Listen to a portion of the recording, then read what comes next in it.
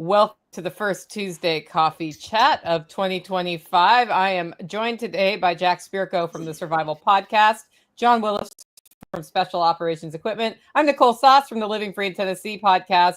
And I was just saying, we got to start out by highlighting that badass hoodie that John has on, which is perfect for today. Show us that. It's OD green. It's got black liner inside it. It's one of our lightweights, which is my favorite. And it has the round logo on the back, says made in the motherfucking USA. And then it has the standard logo on the front here. Cool. I'm in my tax slave. Shirt today. I realized today, John, that I'll be ordering another one of these because this is going to wear out before I can stop wearing it every Tuesday. Oh, so shit. We got to up those sales. I do a t-shirt of the week, and I'm wearing the tax slave one every week until 100% of my income is not going to my taxes. Order more coffee. Yes, order more coffee, obviously. But anyway, so I have to find 4,000 ways to say tax slave t-shirt between now and sometime in April or May. Well, I don't know the exact cutoff date yet. Working with the Tax Foundation on that one. Okay, Jack. I'm gonna do something I should do more of. I'm going to promote my own swag shop. I've got the 1984-1776 fade shirt. They're available at TSP Swag, and you should go get one. Very nice. Okay, so self-replicating shrimp. That is the first topic of today's show. Guys, who in the comments, if you have any questions or topics you want us to talk about, put the word question or comment in all caps, and then we will start and do our best to work it in.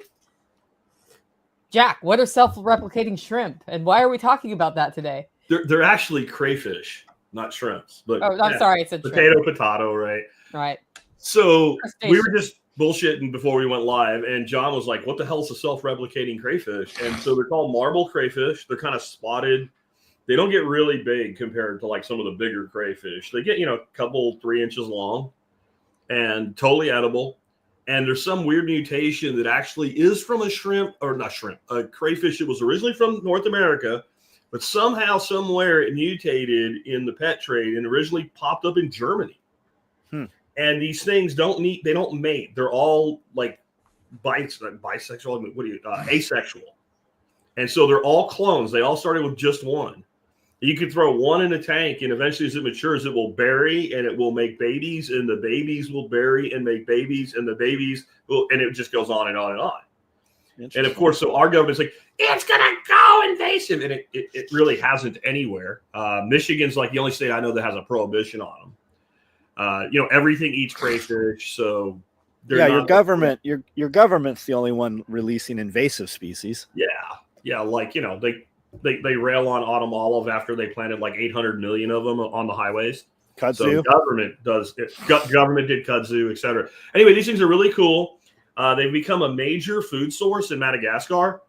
Like, it doesn't freeze there, so like all the ditches and shit, people just throw them in there. And then there's like people that go out and gather them and sell them at market now because they breed so prolifically in that condition, especially because there's nothing really to eat you when you're in water that deep. And these are not the sharp ones that cut you, right? Like those super sharp razor shrimp. No. They're not the blue prawns from like Thailand and whatever. Okay. I'll pull one up. Crayfish. Marble crayfish. Now you got those originally for that duck pond system you put in. Yeah. Why'd you take them out of that? I never actually put them in there. I couldn't get them when I wanted them for that. And this is a good picture. Let me see here. No, it's fucking Wikipedia. Here. All right. Show this tab instead. This is what they look like. They look like a standard crayfish, except they have this kind of marbled appearance. And again, they get about maybe 3 inches long. So a tail's 1.5 inches. So it's like a small shrimp in size to eat. When I built the system over by the duck house you're talking about, I couldn't find any. And then I ended up throwing a bunch of them in one of my other systems, and I'm not sure how well they're doing there yet because I haven't done like an inventory on them. But I threw one in a 55-gallon tank in my office, and the reason we're talking about this is my tank failed on Sunday morning. It had about 6 inches of water in it, and they're like 2-foot tall tanks. So about 50 gallons of water soaked into my rug in my office. So I've been dealing with that. So I am discombobulated right now. I did save the crayfish. He's in another tank now, though, so he's okay. And a couple mono shrimp were in there, too. So, fortunately, there were no fish in there or anything, so it's not that big a deal. How cold can they get? They have no problem surviving water with ice on top of it. Now, exactly how far they can push that, I'm not sure. But if Michigan's concerned about them, they can at least live in Michigan. So now the one thing about people keeping them in aquaponic systems and stuff that you got to think about is in the wild, the bottom of a pond or a creek or whatever is muddy. And creatures like that will, when it gets cold enough, they'll just burrow in the mud. Now, if you have them in a tank and they have nothing they can burrow into, but I've never seen a tank like a big aquaponics tank freeze all the way solid like an ice cube all the way down. I had IBCs and stock tanks that had 6 inches of water in them, and there were still koi and goldfish swimming in that space. They just kind of sit there. So they should be fine. I've not seen any kind of cold problems. I've got neocardinia, which are the cherry shrimps that are all through the tropical fish trade that have been living in my systems outdoors for 6 years now. So a lot of these things they say will, but what I do whenever I'm attempting something like this, I don't put, and this is why they were all inside, I don't put them out in the winter. Put them out in the middle of the summer, and I let them adapt as the water declines. I did that with a white Nile tilapia. They're not supposed to make it past 55. They made it to 37 degrees before they just kind of went flat on the bottom of the tank. And that year was the year I did the indoor aquaponics experiment. I took a 300-gallon Rubbermaid tank I had, put it in my shop. I netted all the tilapia out. They were all literally laying on their sides on the bottom. I stuck them in there. I threw the garden hose in there. Like, let's see. They all came back. They all lived. They just kind of went I guess they were sliding into death slowly, and they kind of went into this dormancy thing. And 100% of them made it. So, I encourage people to see what can be done. But when you do that, don't put a lot of money into it, because if you're wrong, fail small and then win big. So my IBC totes are all outside. We've got, there's about 2,500 gallons in the system, 300-gallon IBC totes. They freeze up into an ice cube. Yeah. And you've got about 4 inches on each side. You can just put your hand down inside. One of the tanks has 6 butterfly koi in them. They're over 12 inches now. And those every winter they freeze up. And I think, oh man, they're dead. And I order another 6 to a dozen off of Atlanta koi, I think, or Atlanta goldfish that you recommended off of Amazon. And I get them. And then all of a sudden those other ones pop back up a few weeks later, and they're still alive. They literally just freeze into a block of ice, and then they unfreeze. And looking at marble crayfish, there's a lot of sellers on eBay where you guys can get them. Yeah, that's where I would go. A lot of the aquarium places and all sell out of them. And what it really is I get them from a local aquarium shop. So I can just go pick them up. They will not sell you them when they're buried. Right? Buried means they have eggs underneath their tail. So when they go start getting them for you, and when they have a tank full and they all have berries on them, they won't sell those because that's their future stock.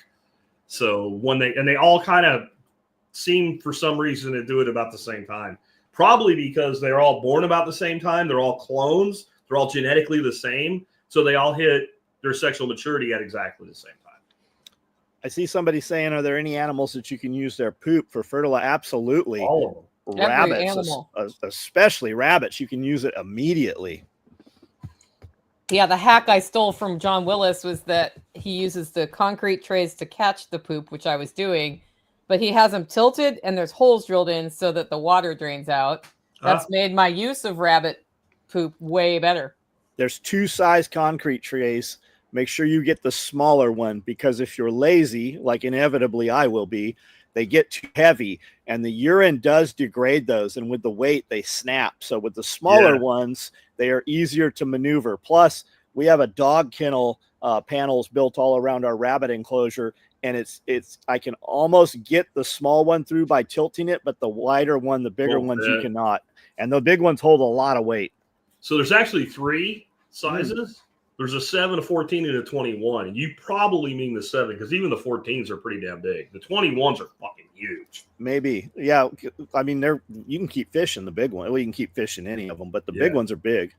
Yeah, I use those for the duck ponds, the 21s. And they're They're like $11. I don't know what they do with them. And the reason you probably think there's two, if you go to Lowe's or Home Depot, sitting on the shelf, you'll see 7s and 14s. You go to the fucking website, it'll say, we have a shitload of 21s in stock. You're like, you order them and go pick them up, and they're there. Yep. But I've never actually seen one. I don't know where they put them. I don't know where they're at. They're always in inventory. You can always order them in advance and go pick them up at will call. But they're never on the fucking shelf. It's crazy. So I guess the question was really, are there any animals you cannot use their poop as fertilizer?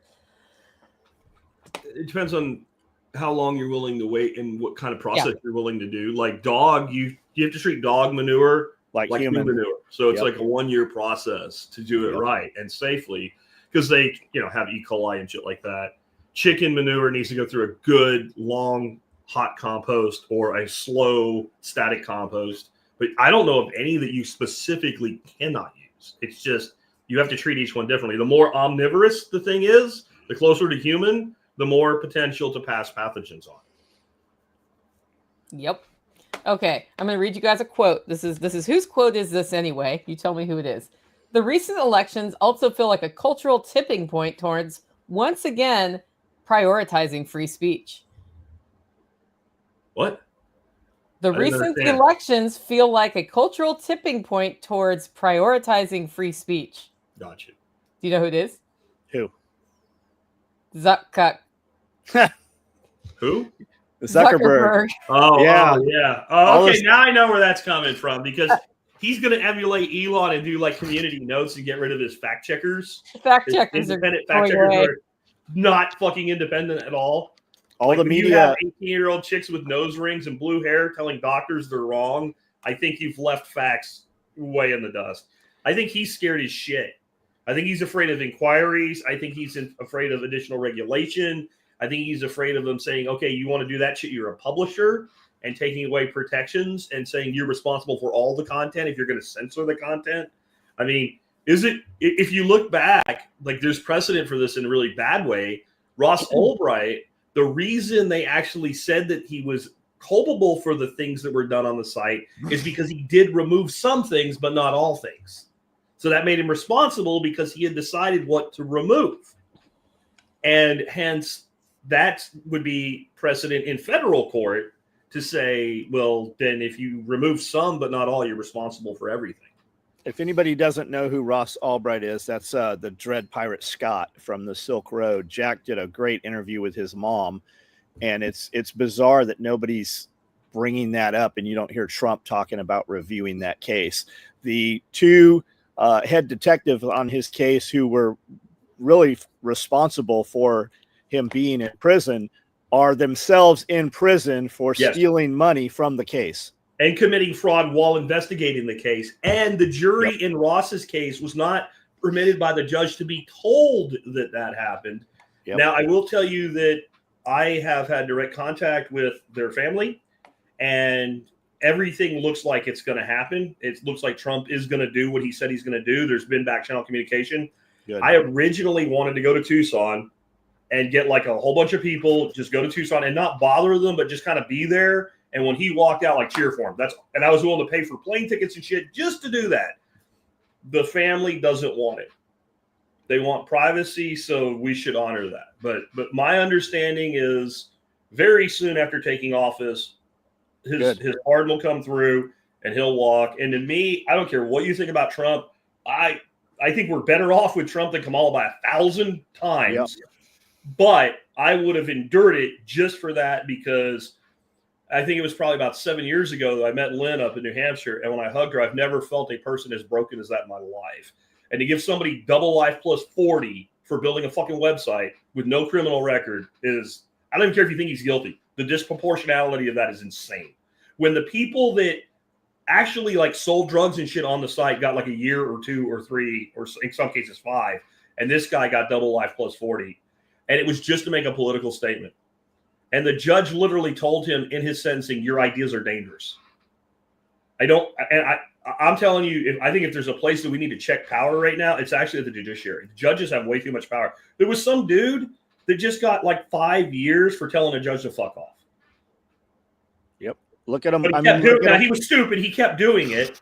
Like they're like, that's another 90 days. That's another but it's like a teacher, right? Like you're getting detention.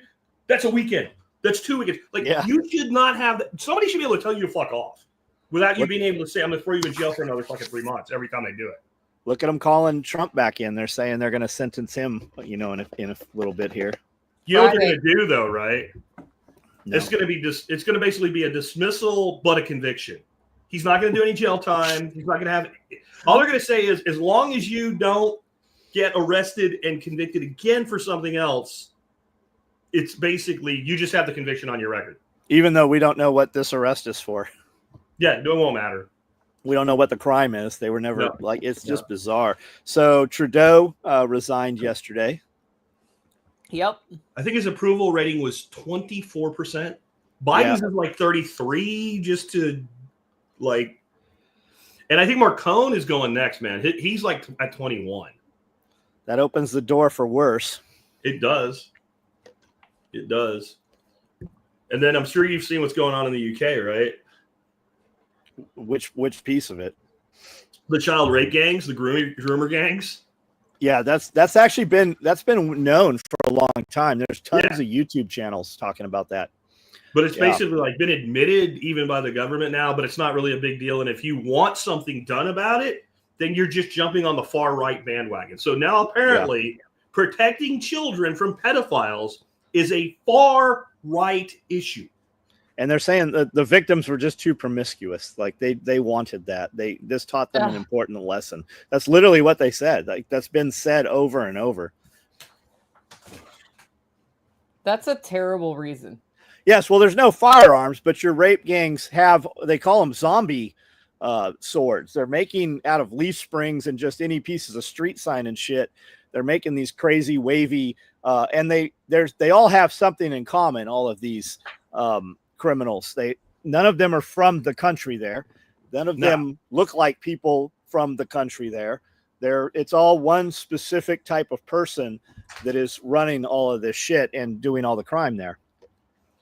I just saw this graph, and it's a different country, but same problem. I think it was Denmark, and it was violent crimes committed by people based on country of origin. Yep. And the top of the graph was so Denmark was a 0 because you would think the person that lives, raised, born in Denmark would be responsible for the majority of crimes in Denmark because there's more of them.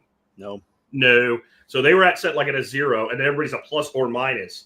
And everybody that was American, Australian, Japanese, even Chinese, whatever, anybody from outside that was only a visitor was less than what you would expect. Blowing out the top of the graph was Somalia, right? It was Middle Eastern, North African, committing all the violent crimes. And somebody posted it and said, this is kind of inconvenient based on the narrative, right? That this all makes us stronger and better.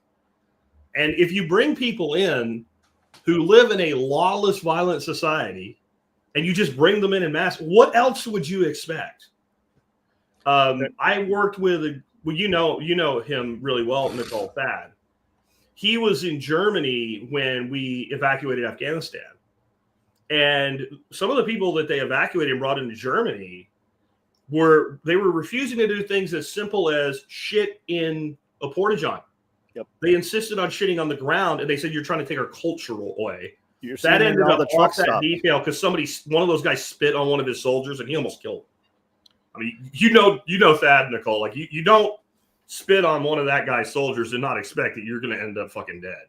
You're seeing those signs in all the truck stops. Just dip into any truck stop on any interstate, and you'll see the thing about putting the waste in the toilet and not in the trash can or on the floor in the corner. Yeah, that's just look at what the Prime Minister of Poland has to say. Poland has none of these problems. Hungary seems to be doing pretty good too. Germany's got a government problem. Germany has a huge problem, and they should not have joined the EU. Yeah, no. And Germany's problem goes back to the exact same people. It's that same base of people.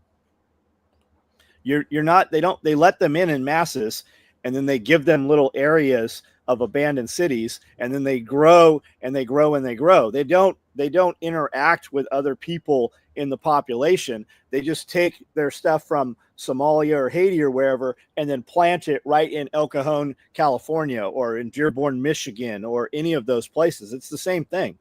It just continues. And they're even this has always been how immigrants have come into our country en masse, like, little Tokyos, little Koreas and stuff, except we brought people in who actually wanted to be here and understood, like, now that you live here, you can have your culture and your little cultural zone or whatever, but you actually have to do the things that you're, required to do in America to be in America. And when they didn't, we had this idea that maybe you like throw them out. Like, that's how that would work. Like, what was it, like 6 months ago, the Congress voted on, should we deport illegal aliens convicted of violent sex crimes? And 150 plus Democrats voted no. That would be, and it was not like one of these 87-page bills where they put the title on the top and there's like 900 things in it and they say you voted against money for the troops or whatever. It was like a very simple, like 9-page bill that only covered just that, and fucking 158 Democrats in the House voted no. Yeah. Somebody was asking, why can't they just go in the toilet? I think they want to go in a hole, a squat, and not sit. I think they consider it not hygienic to sit on a toilet. Jeff said Scully said that every time they had UN in doing peacekeeping missions and building wells, every single time the engineers would leave after putting those wells in, they would be going to the bathroom in the well. You would literally, he said, you could literally watch it. Women would come up and pull water out of the well, and then a dude would walk up and poop right in the same well all through the day. Yuck. I'm seldom without a comment. I find myself without a comment. Yeah. I've heard of poisoning the well, but holy fuck. Yeah, you'll see it in multiple countries. That is, yeah. That's gross. That's all I can say. Okay, so let's shift over to something a little bit more fun. John, what are you doing differently this year with your content? I don't know. I've been banned all of this year. Yesterday. Yes. John's banning was really good for my K-Cup sales because the first video on his page was the live had like frozen on a picture of my K-Cups. Oh, excellent. And so I did have an increase in K-Cup sales over Christmas. So thank you, John. Nice. Yeah, we were locked over the interview with Hope Dealer with Callie Blackwell. We got locked for a week. And we got off of that suspension while we were recording. And we got immediately 2 hours later banned for the exact same video. It had been posted up onto Rumble, and Rumble auto-populated to YouTube. So it was private on YouTube, but they hit us again with a 2-week strike on the back of the 1 week. So 3 weeks we've been locked down. For everybody that's like, you should be on Rumble, we're on Rumble. I've been on Rumble for 6 years, almost 8 years now. Rumble does not work. To load the same video up to YouTube that takes about an hour to load, it takes 8 to 10 hours, and we had to cut that video into 2 separate pieces. And I've got over 1,000 followers there. We tell people all the time, people don't use Rumble. It just does not function the same. We can't even load the video the same. The problem with Rumble is like right now. So we're sitting here and, we have like comments coming in while we're operating here. Can't do it on Rumble. It's an RMTP based stream service. And I don't know why they haven't made the effort, because they have enough money. They're big enough to do it. And I think if you could make streaming more interactive on Rumble, that maybe it would take off more. The people that actually have big followings on Rumble are all huge names. They're like Charlie Kirk or Dan Bongino or something like that. Rumble and they're also all in on Rumble, and they're pushing their Rumble shit like on AM radio on a daily basis. Like I'll get on a topic that's interesting, maybe 300 people in a YouTube live stream some days. I'll never get more than a couple dozen on Rumble. Yep. And Rumble has a pay-to-play service on there. It's $1,200 a month for their highest level. I suspect if I paid $1,200 a month, it would function a lot better for me. But just like Jack said, doing the lives, we just push the buttons on StreamYard that we want to auto-populate. We have to go get a URL from Rumble, put it into StreamYard, jump through hoops back and forth, have it go live, and you still don't see the comments. Do any of you guys, when you use StreamYard, do you see your Instagram comments? Because we never see our Instagram comments. No. Either. I stopped bothering to stream to Instagram. You guys stream to Instagram? Getting any traction there. Yeah, I do. Yeah, because when you hit live, then you have to go start Instagram. And I just wasn't, I don't know. Yeah, maybe on Instagram. You can put up to an hour video now on Instagram also. Yeah. Well, that's cool.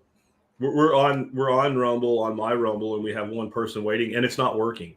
So yeah. I set it up today. It's just not going. So whatever. Yeah. And I did what John just said. Usually it works for me, and I've systematized it where I can add it like it's an extra 2 minutes of work, but it's 2 minutes I don't want to do. Like everybody else, I just go source, go, and it's done. Yeah. Well, and the issue for me is that I'm starting to talk while also doing a thing. Yeah. That requires cutting and pasting, which shouldn't be that hard. But if I can, like, that's something that like one part of my brain's over there instead of on what we're saying. Liberty Cast says something about Odyssey, which I stream there all the time.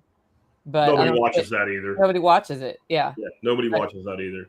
There's people, that get really excited about these platforms. But if I can so I'm on Odyssey, right? Yeah. And I'm on Twitch, and I have like 5 people that love Twitch. And so the fact that all I have to do is tick one extra button, I'll do it, but I'm not paying for it. I'm not gonna push it. If people don't use it, people don't use it. It's like cryptocurrency. I got this new cryptocurrency. Who takes it? Can go away. Like if you don't use it, we're not gonna be there. So if y'all really, really love Rumble, prove it. Yeah.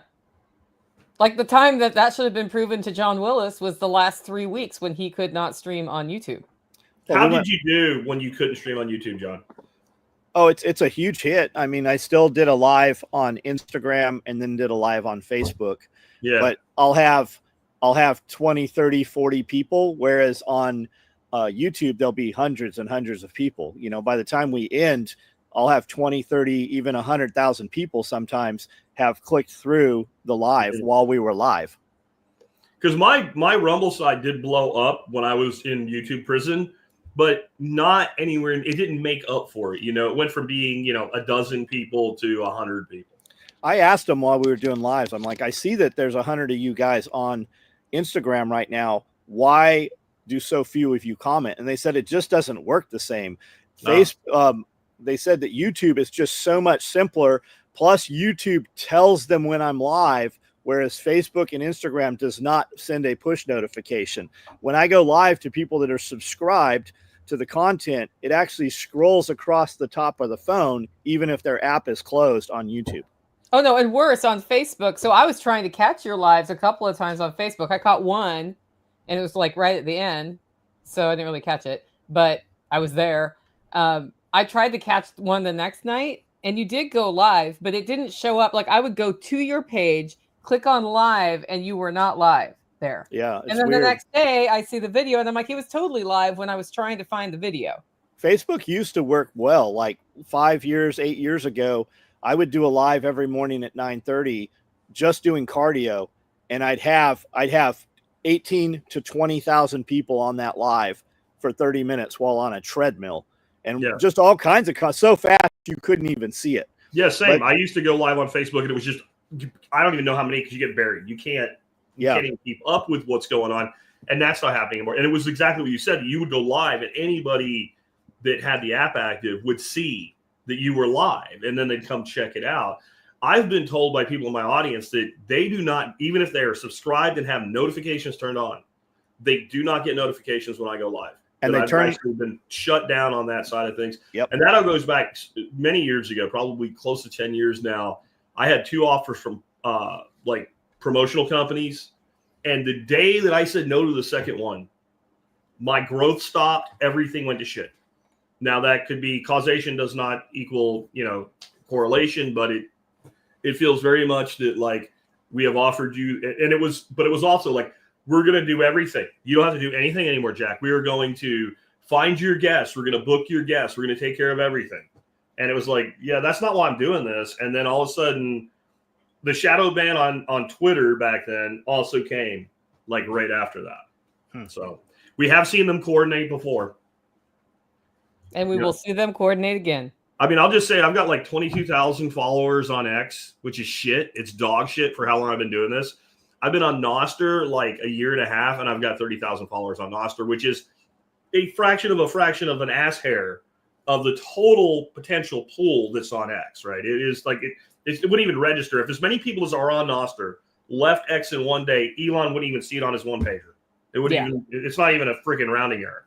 And yet I have more people in a fraction of the time because I've been on X since like 08, and it just stalled. So they play games, and I don't know. Like when people say like you guys should be like streaming here or there or whatever, I'm all for these freedom platforms, guys, but you're not there. Yeah, you guys don't use them.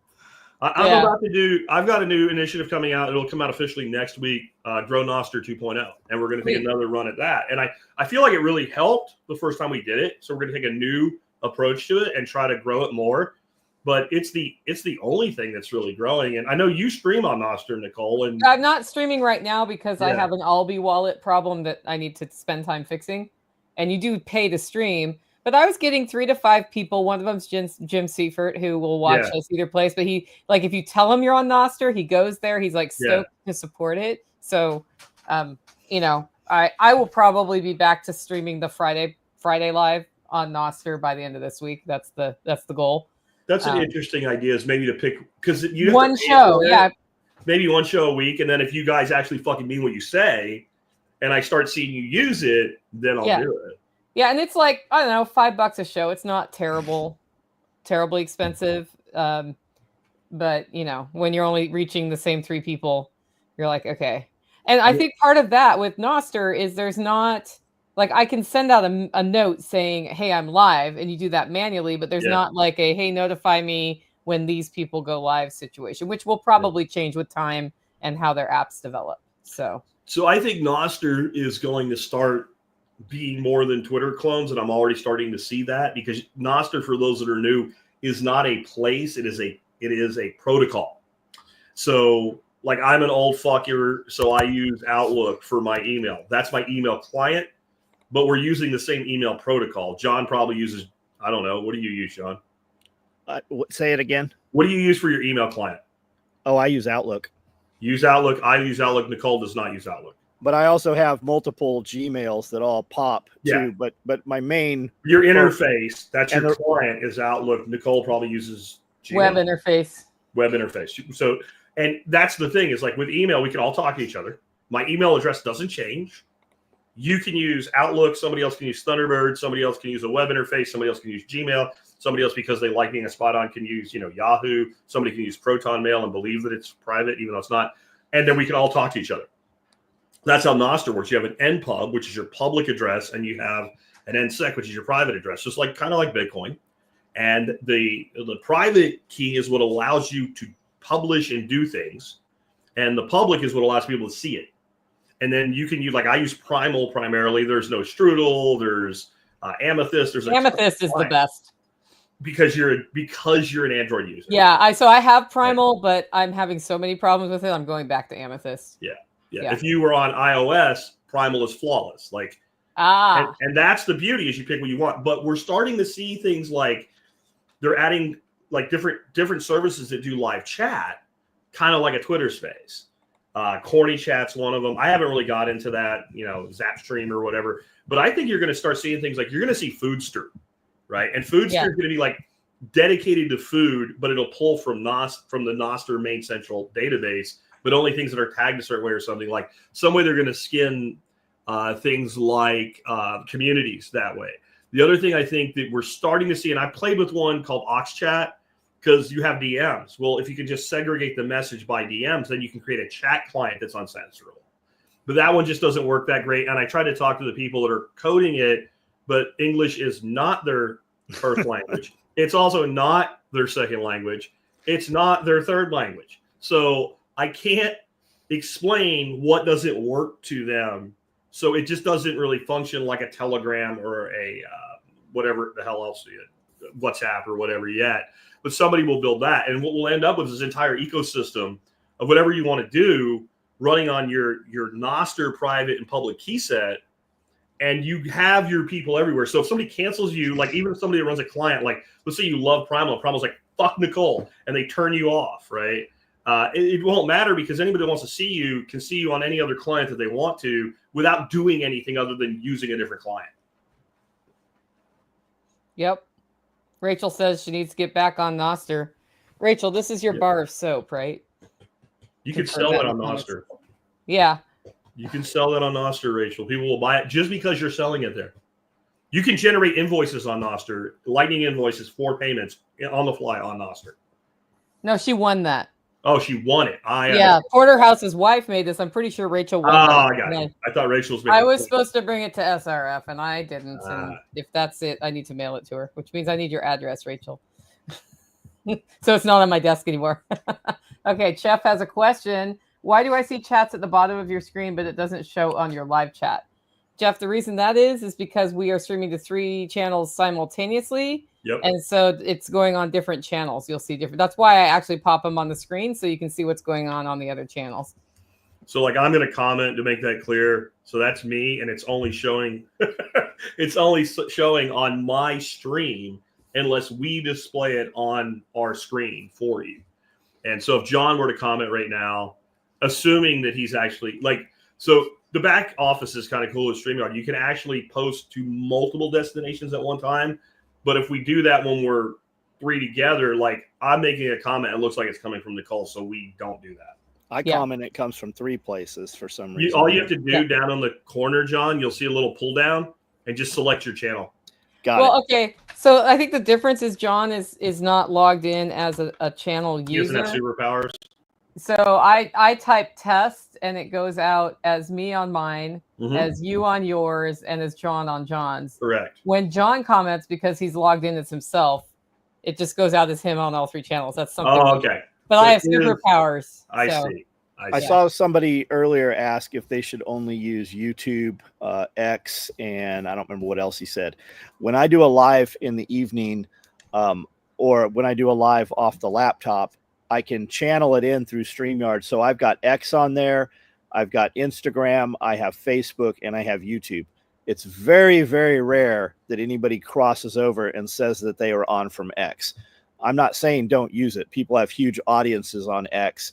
I think that whether you use it or not, you should definitely have it. When you're setting up your social media, you need to get a social media account that you can get the identical name across all platforms, get all your URLs and everything, whether you want them or not. That keeps somebody else from using it. We've even had people recently, we've got over 130,000 on our TikTok. We had somebody make a TikTok, and they did it on our Facebook too. Looks identical to us. When you look at the page, it's got 50, 60 posts that they have just put our posts on theirs, but it's got a little hyphen or a dot somewhere in there. And they were going around every time I'd go live telling people, hello, fan, you're the lucky winner. And they were giving away guns and shit on our live feeds as though it was us doing it. It was just a scam. But it took me a minute to realize, it took us a little digging to figure out what the hell was going on. And they'll do something as simple as that right there, like your username. They'll just do your username plus an underscore. Yep. And that's why all these platforms that have these verification processes, but you have to be super special to get verified, it's fucking stupid. You should be able, any platform should have a verification process. I don't care if it's like $10 one time to just say this person is who they say they are. And then that way users would know, you know, if it doesn't have verified, however, whether it's a blue check or a little verified dash, then it's not. Because I've had people literally email me and go, I sent you some Bitcoin so you would mine for me. And I'm like, why in the fuck would you even, like, it pisses me off. But on the other side, I'm like, why would you even believe that? Have you ever heard me say it? Yeah. Like, they've gotten clever with me where they put my name, they use a 1. No, they use an L, like a lowercase L to be the I in Nicole sauce. Yeah. That one's been used. This is all on Telegram. Like, and I think it's the same person on Telegram doing it to me who does it to you, because they're absolutely going, and they did it to Brian Norton. It's all the same person. They've done it to me a bunch of times. They create clones of your groups on Telegram. Yeah. Right. And then I just changed my profile picture. You reported Telegram doesn't do fucking nothing. Yeah, it's not worth reporting that. Imagine how little that person has going on in their life that they have time to run that bullshit scam. Like, I can't even manage my real accounts, much less a fake account trying to be somebody else. Like goat fuckers and shit. And if they get $5 out of it, that's a day's wages, right? Wild, man. Yeah. Wild. I've even I jumped on one time and like, hey, fucker, I know what you're doing. And he was like, sir, you don't understand how little we have here. And he started begging me to give him money, right? So he's running a scam under my name. And when I called him out on it, he actually responded and started begging for me to send him money. Yeah, makes you almost want to send it to him. Yeah. Almost. No. You now work for me. Well, I saw a dude on, I think it was YouTube, who he's a comedian, got one of those scam emails, and he said, well, instead of me giving you, like, bantered back and forth until it was obvious he knew what was going on, had the guy send him some photographs from his village. Oh, shit. And then he, like, produced them and sold them and sent the guy the money from the photographs, and then sent him a nicer camera, and ended up, like, the guy created his own business with the interaction. And I was like, that's slick, man. For 50 cents a day, you too can feed an Ethiopian. That sounds like a John Willis move right there. Hey, what do you got to sell? Yeah. Instead of fuck off, what do you got to sell? I could sell shit. What do you have to sell? Anytime we get the Nigerian Prince, I'm like, don't you guys have like some volcano elephants or some tourist trade shit? Like send some of that volcanic stuff. Rocks from Nigeria or something. Like just go pick some rocks up. I could sell the guy on the bicycle made from the old inner tube. They make all kinds of crazy shit over there. Shoes made out of tires. Yeah. Oh, so did you guys see the thing? They're going to put this huge solar plant in, I think in China, in the desert. It's supposed to power all of Beijing. I don't know if it really will, but we were talking about what an environmental catastrophe it is or whatever. It's a fucking desert. I'm going to do a whole thing on this next week, but I don't think people are actually thinking, like, what could you do with that? It's going to be like, I think 15 miles long and 3 miles wide. Yeah, it's huge. It's huge, right? Well, that's a lot of shade in the desert. I'm just thinking if you were to make the poles higher so that people could easily walk under there and maybe not put them edge to edge so some sun came through, you got a great place to farm in the desert. Yep. Maybe you could like graze animals in the shade under there. And, you know, one of our biggest environmental problems, and this is what made me think of it, is tires. Well, what are they always worried? What do the naysayers always say about solar panels? First hailstorm. And they're right. Well, what if we took all the belts of the tires and made automated freaking covers for the freaking solar panels at night? Because that way they're not even accumulating dust at night when they can't generate power anyway. And they make their own power, so they would just roll down and roll back up. Seems to me like you could actually do some really cool shit with this. Have you seen any of the shorts of people using tires and license plates for tiling roofs? Have you seen any of that stuff? No, that's a great idea, though. It's pretty neat. What's a lot that? Of labor. Making shingles out of tires. Yeah. They have a thing now. It's way easier than that. It's all automated. They shred the tires and they form them into, it looks like corrugated roofing. They sell it at Lowe's. Is that you, Jack? That's Jet. Hold on. I got it. Yeah. Jack's being visited by the flight military. Raptors. Yeah. The F-35s are good. Anyway, what I was saying, this stuff, I can't remember what it's called now, but they sell it at Lowe's. And it's roofing. Again, it looks like corrugated roofing. It's about a half inch to 3/4 inches thick. And it's all like shredded tires compressed back together. And it's beautiful because you put that on a roof and you get a hailstorm and it just fucking bounces, right? Nice. Like, I think it's got like a 50-year warranty. Did you guys see Department of Energy, I guess this happened yesterday, Biden signed it into executive order that they're banning on-demand water heaters, gas, propane, natural gas. And basically, in effect, they banned the lowest 40% cost-wise of all of these things. Yeah. Yeah, for efficiency. I was watching a guy break it down. So the inexpensive ones are gone. And basically what they're saying is, if you set up your utilities, our gas is a separate deposit, our electric's a separate deposit, our water's a separate deposit. So when we got the first commercial building up the road, we didn't turn gas on there for 2 years because the deposit was like $600 or something. Fuck. So a person can go, especially a low income person, can manage to get a barbecue tank or steal one or whatever. Yeah. And you can buy one of these units for $150 and have hot water. For all the stuff they talk about for the environment, because most of the people in the United States are lower income. So if we remove that, that puts them into electric. But everything they want to do for the environment also puts a bigger thumb over you and controls more of what you do and removes your ability to not need their systems. Yeah, I only heard of that because you said it last night on your live, and then I They- had to go look at it. So it's by 2029 that they're supposed to all be gone. And I think about like, what's your goal here, guys? Because sure, yeah, it pays off the utility companies by demanding a higher deposit. What it does for gas use is force people into tank heaters, which use a lot more gas. A Yeah. lot more electricity. Yeah, either way. And and the electric on demand heaters suck.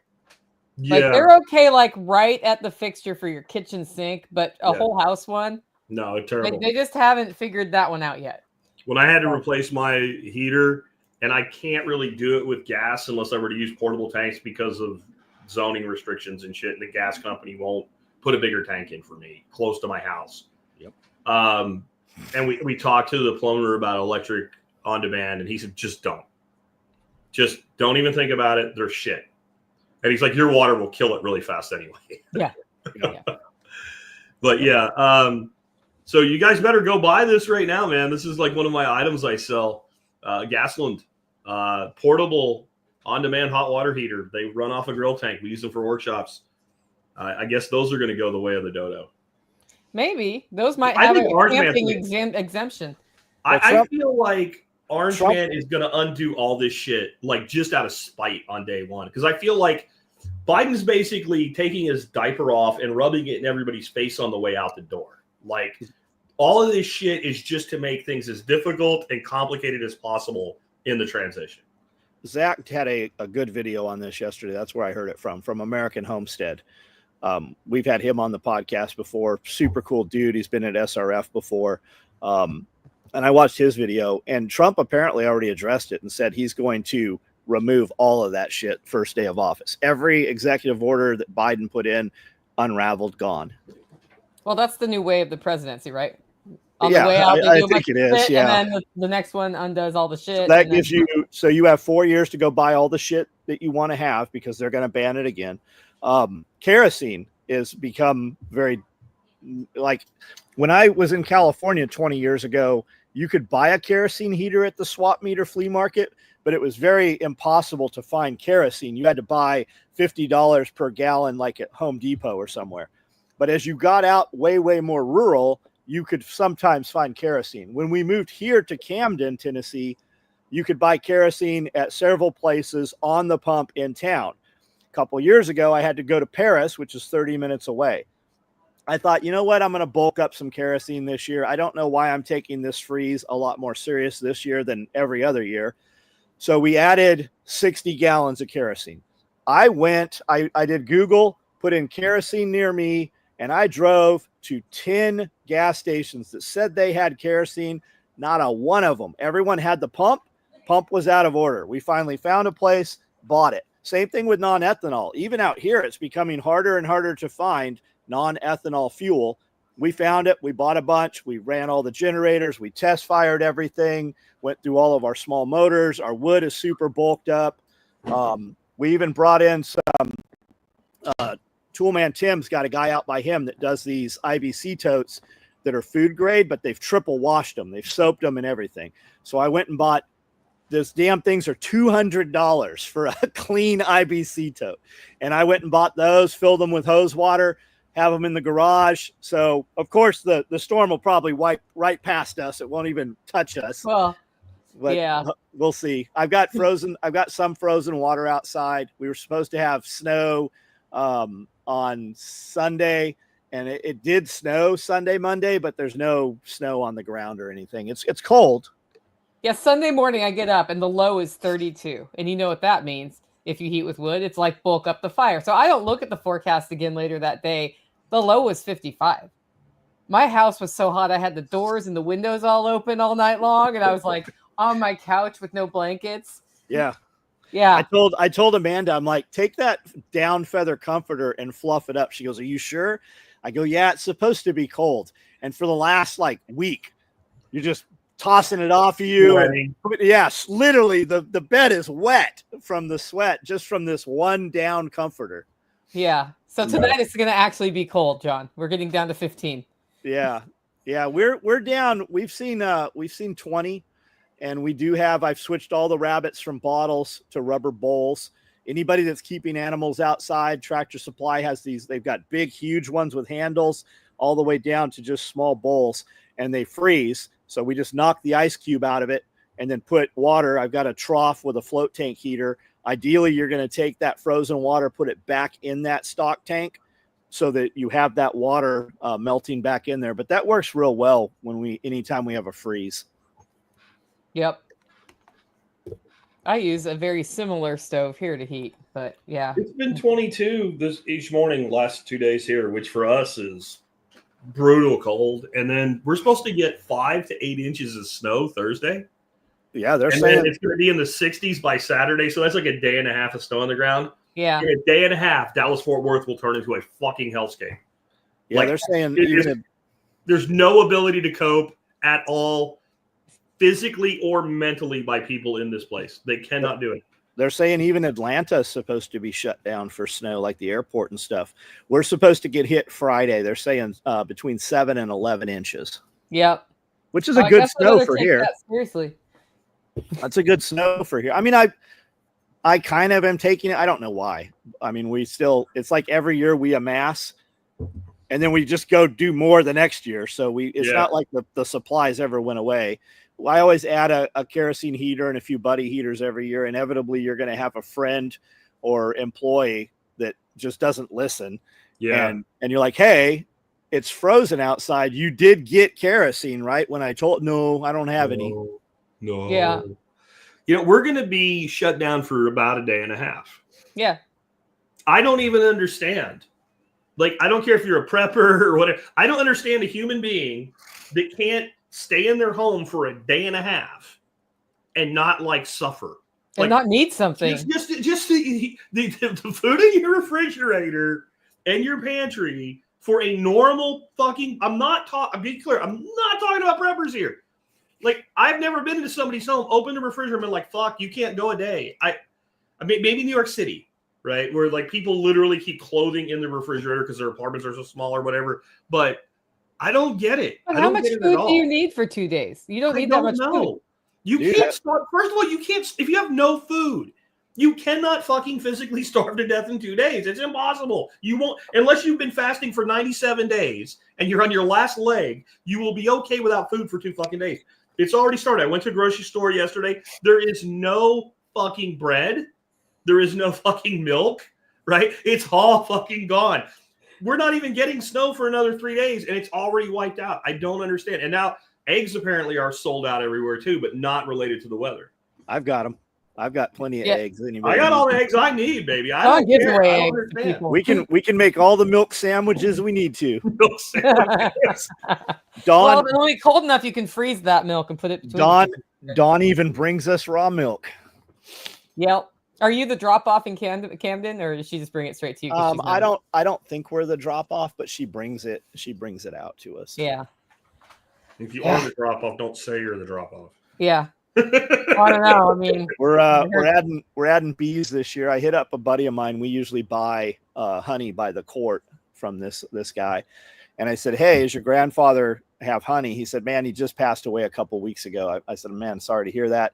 He said, "Yeah, they're selling off all the beehives." I said, "Okay, well, how much for all of them?" He says, "Well, there's like 600 stacks," and I have no concept of what that costs. So when we mathed it out, I'm like, "Yeah, I'm not in for 42 grand. I'm sure that's a good deal." Yeah. But so they ended up, they had sold them all. They'd already liquidated. So we're ordering up all of our bees right now. So we're going to max out on bees this year. We'll have bees.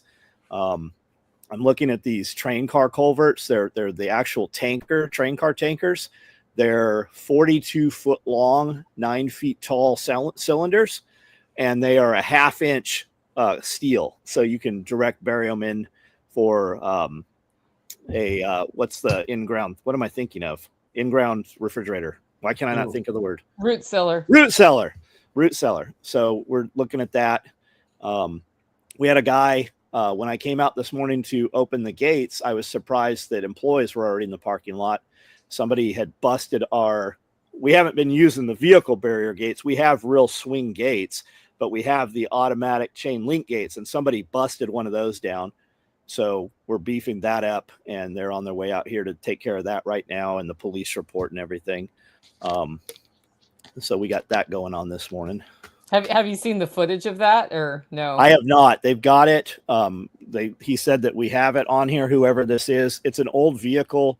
They left parts of their vehicle in the parking lot. And I haven't seen, I just assumed it's another drunk person hit it and went through the gate, which this will be the third time. But Cody thinks because there's actually tire marks on the ground, he thinks that the guy burned out and actually did it intentionally. I haven't read these messages yet to see what the actual fact is. But that gives me some ideas for a new gate in case somebody wants to come do it again. That'll look like the old gate, but it won't look like the old gate. You know the first gate, the first time this happened, I got a phone call from a friend that's a state trooper, and he's like, "Hey, I need you to come to the new property." So I come flying out here, and there's all kinds of cops here, sheriff and Tennessee troopers.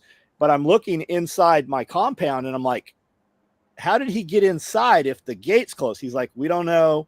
We're talking to him. I go, Alan, there's no way for a car to get in there other than this gate. He goes, well, he's the one that called us.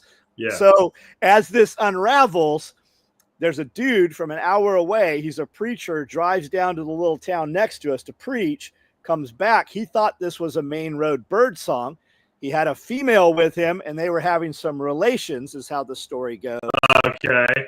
He turns here thinking this is birdsong and hits my gate. Okay. Well, my gate sits right about hood level. It runs up the hood, hits his A-pillars, creases the entire car roof line down 6 inches, and blows out all the glass. So he's now inside the compound, and he is concerned about doing this again. So I open the gate. The car's still running. He's got an hour drive home at about midnight. And he looks like the sheriff and Smokey and the Bandit, right? Him and her both have to do this to drive home with no glass in the car. And he goes, I just paid the note on this car off. He said, I only have liability insurance. Oh, shit. Dude, he's super lucky it didn't kill him. Yeah, And then the second time, a couple of years later, same gate, my neighbor says he's coming back from the hospital, thought he'd come say hi to me, and hit the gate. It pushed the whole front end of his brand new Suburban in, set off the airbags, hit the A-pillar, and they totaled the entire truck off of that gate. So whatever happened last night, this is the third guy. I wonder if it's somebody trying to come to the bar. There hasn't been a bar here in 30 years. I know. I don't know. I don't know what it's going to be. Some hillbilly Cletus kind of shit. It could be somebody trying to relive the glory days. I went and it was up in Louisville a few years ago, and I went by the bar I used to work as a bouncer at, and it's not a bar. It's like a stone quarry type, not quarry because there's no quarry there. Like they sell like landscaping stone and shit now out of the parking lot that used to be. Like the club is now gone, and they put up like a little tough shed as an office, and so they must have bought it really cheap. Yeah, somebody says no reflectors on the gate. The thing is, you really have to be I mean, to drive all the way to John's gate off of the main highway, it's not like you just turn and there's a gate, right? The main highway is 55 miles an hour. Yeah. My driveway is a 1-lane dirt road, barely wide enough for a full-size truck to come down it. And we've got 60 feet at least. Like you're going 55 and then you boom like this. You couldn't. It doesn't work. John, to be fair, there's a lot of roads where you live that look just like your fucking driveway. Yeah. I stayed on one last time I was there. Yeah. Like it's bizarre. Yeah. So the reflectors don't work. So at least I put reflectors on it. Like, so there's a stop sign like 2 miles from my house that's been knocked over like 800 times. Yeah. And literally a $5 string of solar Christmas lights would stop this. What it is, it's a road that comes out and you can go left or right turning onto a divided road. And they put the stop sign right in the middle. And it's not getting hit by the people that are supposed to stop. It's getting hit by people coming off that main road, and they just plow right over the fucking thing. I have 2 Amish buggy placards on it. It has the orange reflectors, the triangle. I've seen it. It has lights. It has lights on it. So yesterday they put it back up, and some genius decided to take one of those barrels like they put for construction work and cut a hole in it and stick it through the barrel, right? So there's a big orange and white barrel and the stop sign sticking up out of it. We took the kids to meet some family members and have lunch. It was up. Middle of the day. We came home. It's on the fucking ground and somebody trucked it back over to the side. It didn't make it. I didn't see it on Sunday when I went down there. So it didn't make it one day in the daylight. Yep. And somebody plowed it. So at night on that road, I'm sure it's got no chance. Cheaper for them to put a traffic light there or hang it up. I just think they should spray paint stop on the fucking road, like red letters outlined in white with paint, and just they have another stop sign now, but it's like it only looks like it's for people going right, which would be the safest way to go with it. If you go left there, you're fucking dead. Right? You're gonna get killed if you're not stopping first to make sure. So they need to either put one on both sides or spray paint it on the road or do both. But that center stop sign will never survive. Well, what about the other side of the road too? You know, you can do that. Yeah. I don't know. It's pretty far. I don't know if people would understand. Really big. It's a 3-lane road because they got a turning lane and a left and a right. So you're talking 60 feet.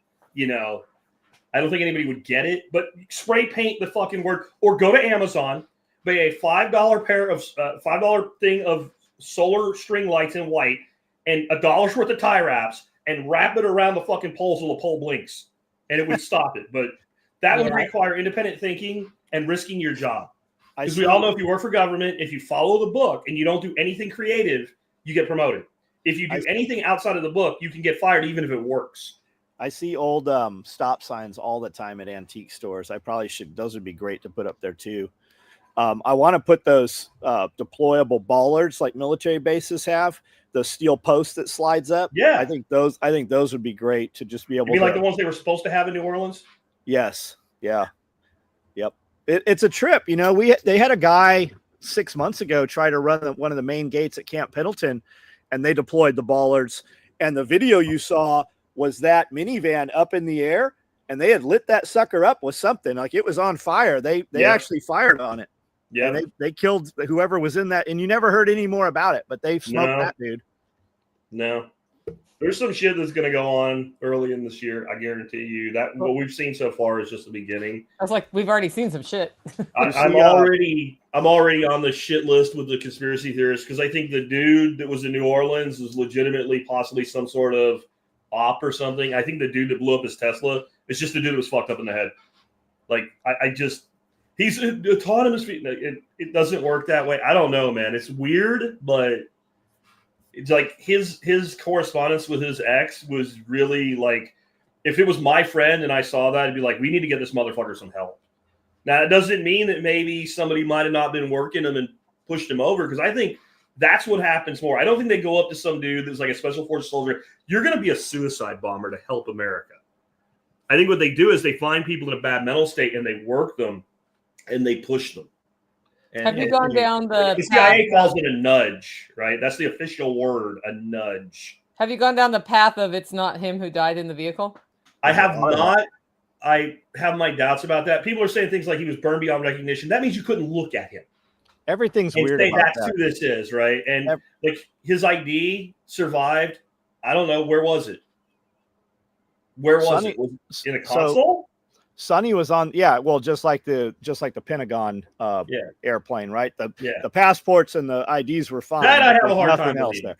I have a hard time believing. If you grew up where you got rid of your garbage in a burn barrel, it's not that hard to believe that there could be a fire and something could survive, because we've all thrown like a bunch of shit in there and it burns all fucking day long. And when you go out the next day, there's like a chunk of a magazine sitting there and you can literally read it. Like that happens. So Sonny was on one of the TV shows with that dude. Yeah, they were on set together. Tim Kennedy was on the episode with that guy. Yeah, there's a lot of weird shit around that whole thing. Yeah, but the whole MK Ultra thing.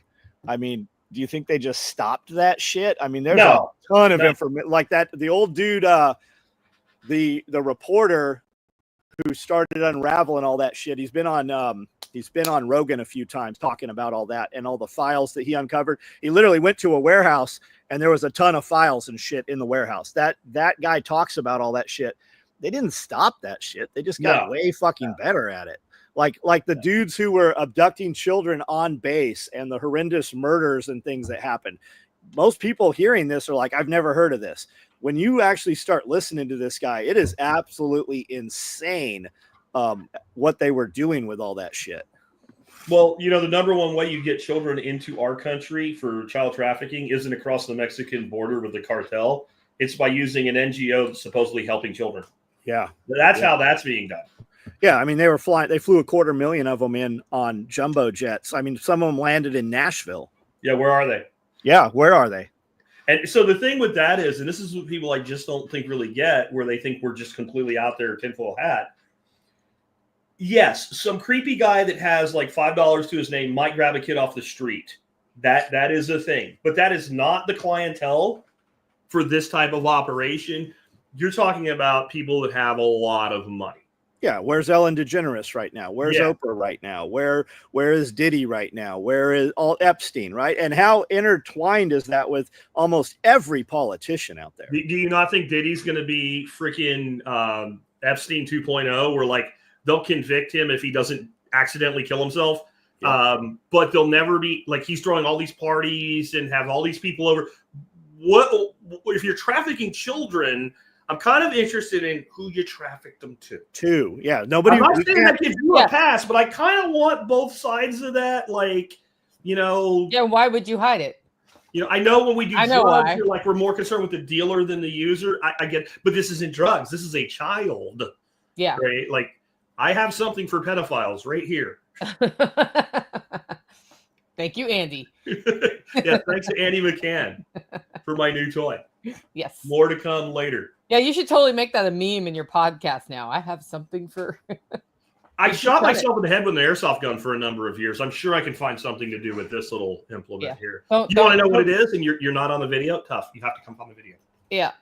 We are at minute... I don't even know what it doesn't say on my screen. Oh, 1:05. Where is the timer's usually here? Where did it's in upper left. Oh, there I see it. Okay, geez. It's not where it is, right? It's not supposed to be there, I thought. It's not. It's like when you put your home button on your website anywhere other than the upper left-hand corner. You can't find it? You can't find it?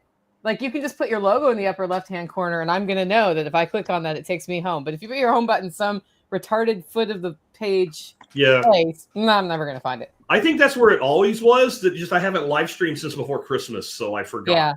Yeah. Okay. But yeah, if you want to know what the pedophile tool is, you have to come find the video. You're not going to find out in the audio only version.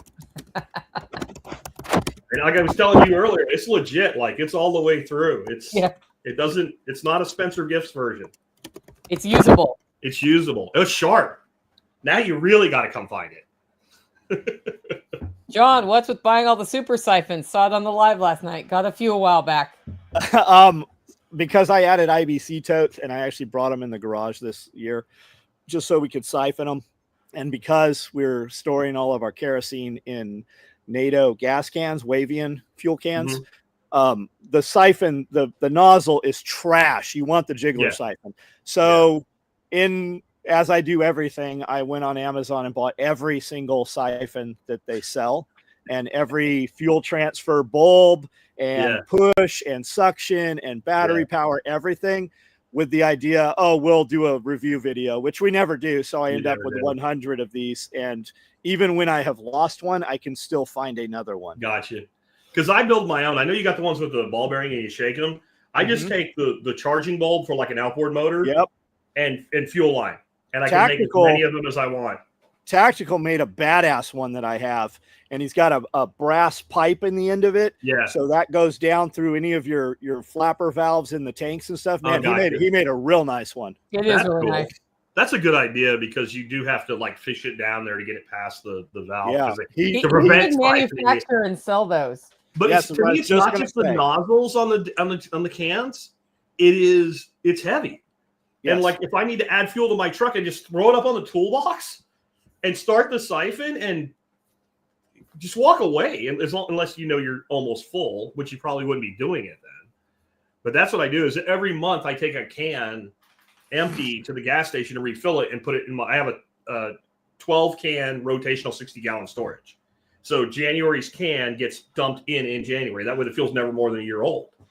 And that's how I do it. I just siphon it in. It's so much easier than sitting there holding a 5-gallon can, which will never get all the way fucking empty, by the way. And so your jiggler siphons used to be 6 feet, but now they've got a bunch of 8 and 10 feet, Okay. 1 feet high. And anywhere across the back bed of my truck, if I can hold 6 of these, and I've got a bed stabilizer bar that limits them, or you can put them behind a toolbox. From anywhere in place, I just crack that open, and the hose Gotcha. fits right in the filler. It takes 2 minutes to dump 5 gallons of fuel. Yep. Nice. And it's better than a minute and a half of holding it. Yes. Yep. And then I can also run out of there into a smaller one and then use the smaller one to fill small motors and stuff with, because that 5 gallons, it's just Yeah, unwieldy. it's awful. And there's no bottom handle. Yep. Oh, on that, I got a new entitlement story for you guys. Okay, do it. Dude runs out of gas on my road. Go out and talk to him. Like, what's up? I'm running out of gas. All right. Just walk away. Don't say nothing. Come back out. He's like, oh my God, thank you. Gas can, siphon. I siphoned about 2 gallons of gas in his car. He asks for more. Now, if I'm in the middle of nowhere, which it feels like, but I'm not, like if you got to drive 100 miles to get gas, I would give a whole can. But literally, like 3/4 of a mile down the road is a gas station. I'm like, I went from being a nice guy to like, get the fuck out of my sight. He's like, what? Guy's probably 25 years old. Can I have more? Get the fuck out. Can I buy more? Yeah. Can I have more? If Can I you give me give the you, can in $40, can I have the whole can? Here's Yeah, a gas rake is and like $3 a gallon, right? 50. here's a rake and a push mower. Yeah. No, somebody like that, I don't even want them inside the fence. I Yeah, really don't. no. I just don't. I don't want them on my property. It's feeding Yeah, stray 'cause I got dogs. the dogs running around. Like, Feeding stray dogs. Before you know it, you got rabies and parvo. yeah.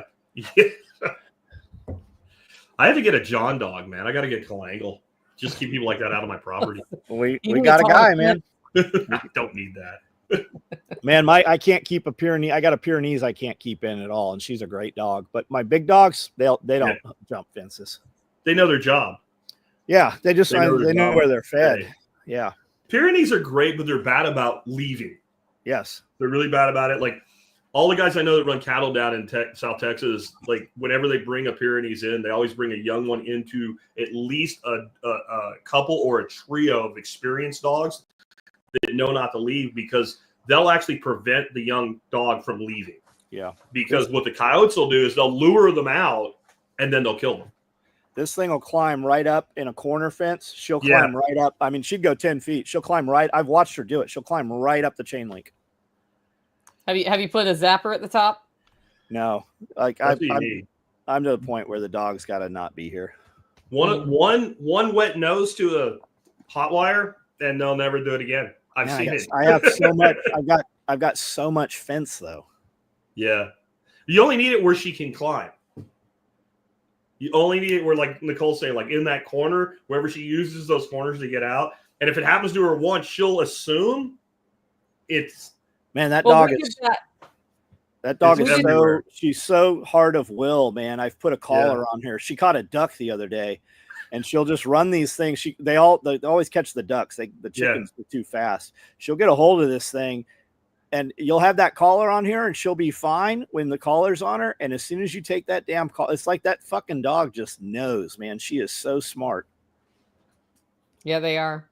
What we've done with the sheep, I don't know if this would work with dogs, is set up a situation where they get shocked bad. Yeah. And then put, instead of the fencing when we ran out, just white string. Yeah, they see it and they're like, no, fuck that. Nah, yeah. That's bad. That Eventually works on they'll pigs test too, it, until pigs will eventually test it. Yeah.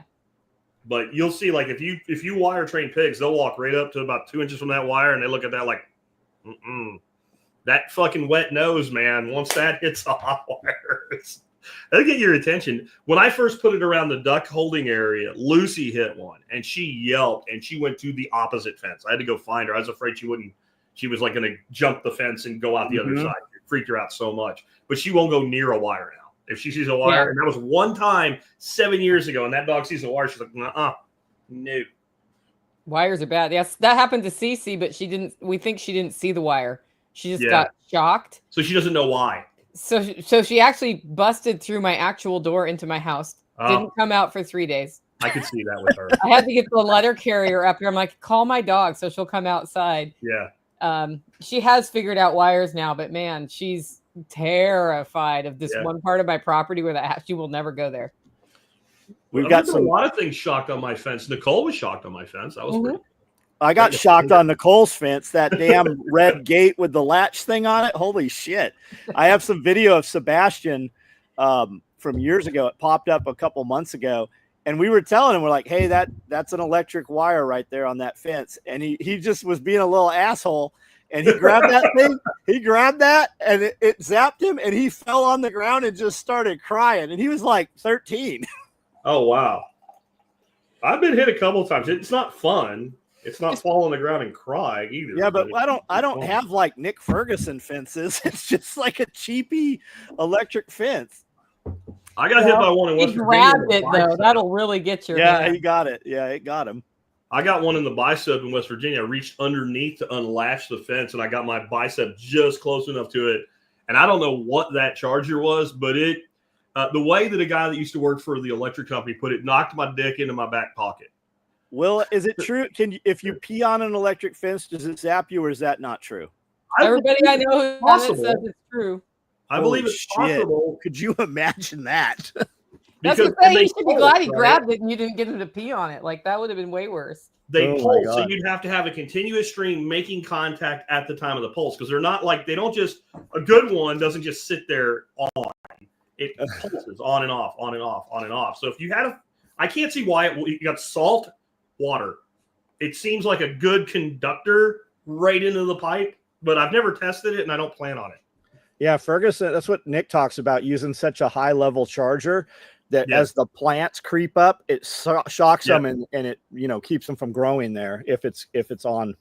That's Greg Judy does the same thing. He's like, if you have to worry about plants getting on your fence is not high enough voltage. It should fly the tips, because the tips of the grass are going to hit first, and it should just basically fry them off and burn them off. Mythbusters. So we have to do Mythbusters on the pee on the fence. I have a volunteer, Nicole. Jake. I've got a guy. I've got a guy right now. I'll do it. I got a dude. No, our charger has been recently upgraded, like in the last year, to a new brand and stronger charger. And I was in the garden, and so we have wire at the top of the fences that are woven wire around the garden. And most of the time that's not charged. And Tactical said it was not charged, but it was charged. And I reach over and grab it with my leather garden gloves on and got a stripe burned. I was like, oh! And he was just laughing. Like, he didn't do it on purpose, but of course it's funny when it happens. So yeah. Are you guys plugged into the wall? Is that like it's like it's not solar. Yeah. Nice. Yeah, that one.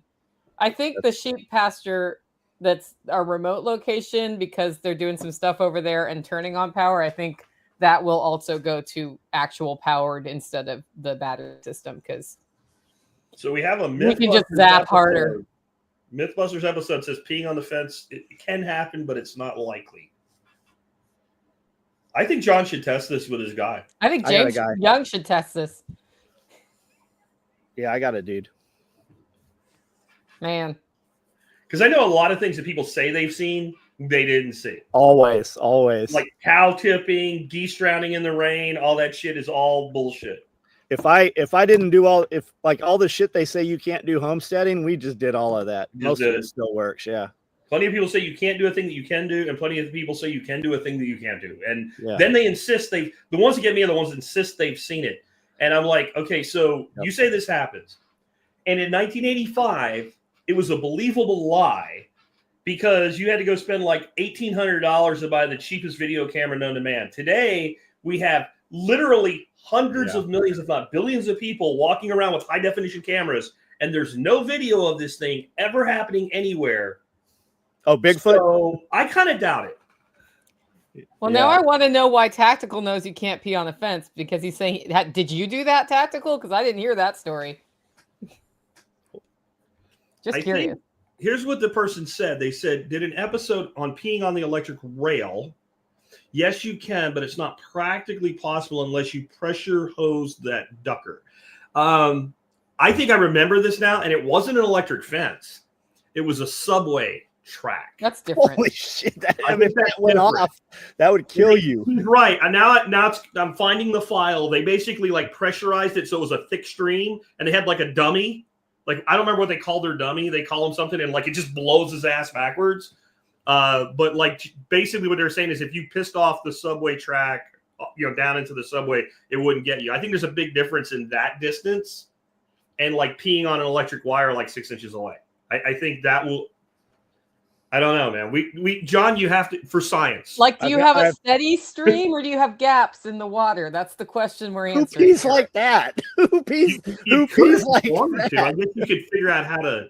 But if you time it wrong, at some point there is. Yeah, I'm just saying. You've got to get the pulse exactly right. You got to have a lot of Kegel control, right? This is now a new boot camp activity. We are now Shock Jock Radio, promoted to Shock Jock Radio. Is what it is. It's what it is. It's the first one of the year, guys. Hey, you're lucky. We talk about hard-hitting topics, cutting-edge stuff. I got one. Okay, so my wood splitter's down right now. The motor, we're having some motor problems. So we grabbed all the dudes last night. We went out and we grabbed mauls, and I've got a bunch of mauls.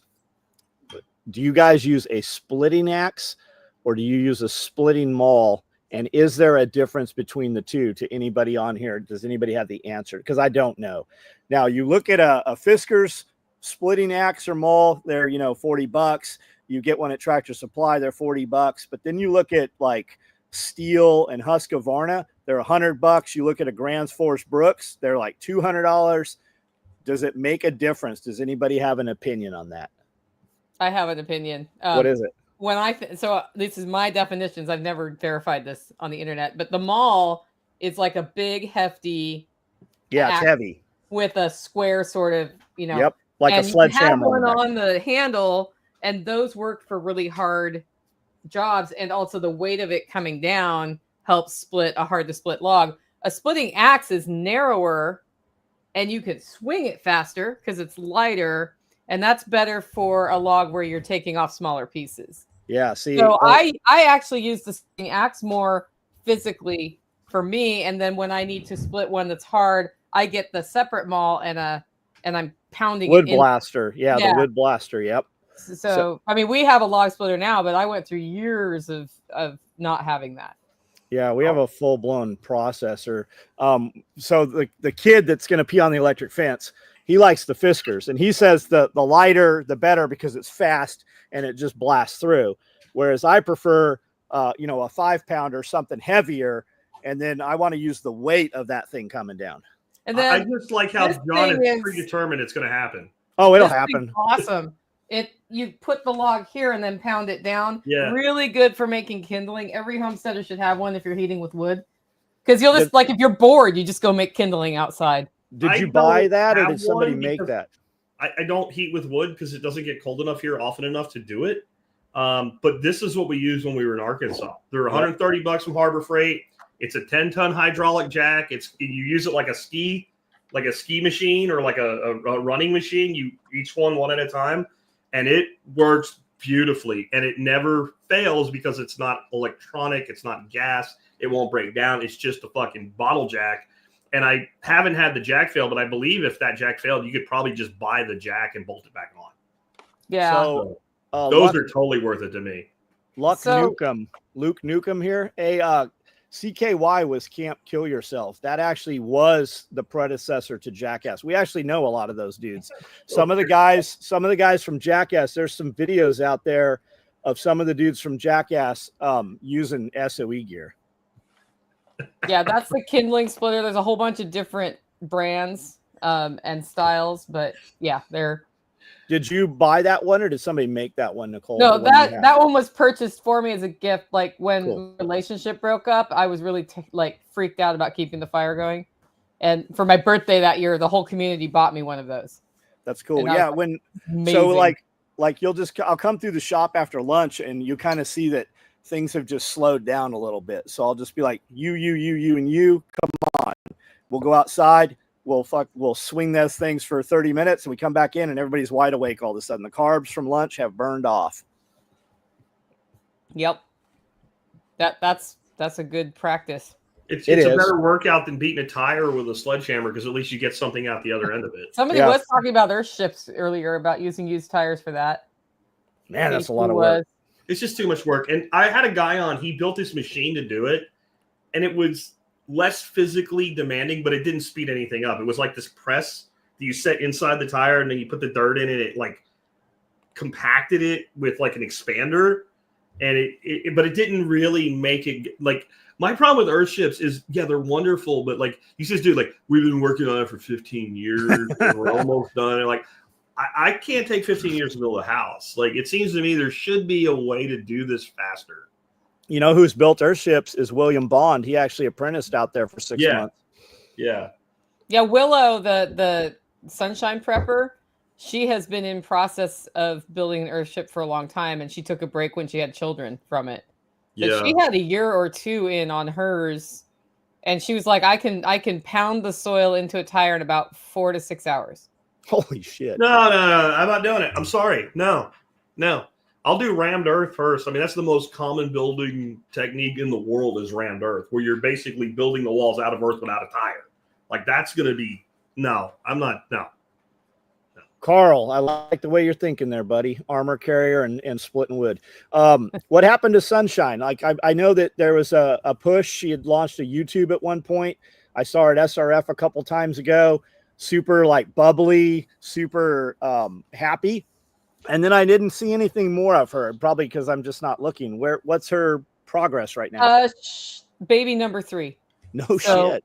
Yeah, you will see her back. She was at SRF in October for Saturday, I think, and they left on Sunday. So still happy, but the first year of a baby is a lot of work. So nice.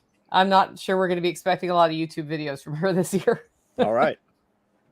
Yeah. All right. I like the Wafati. Is it Wafati? Is that the thing Paul does out there? Yeah.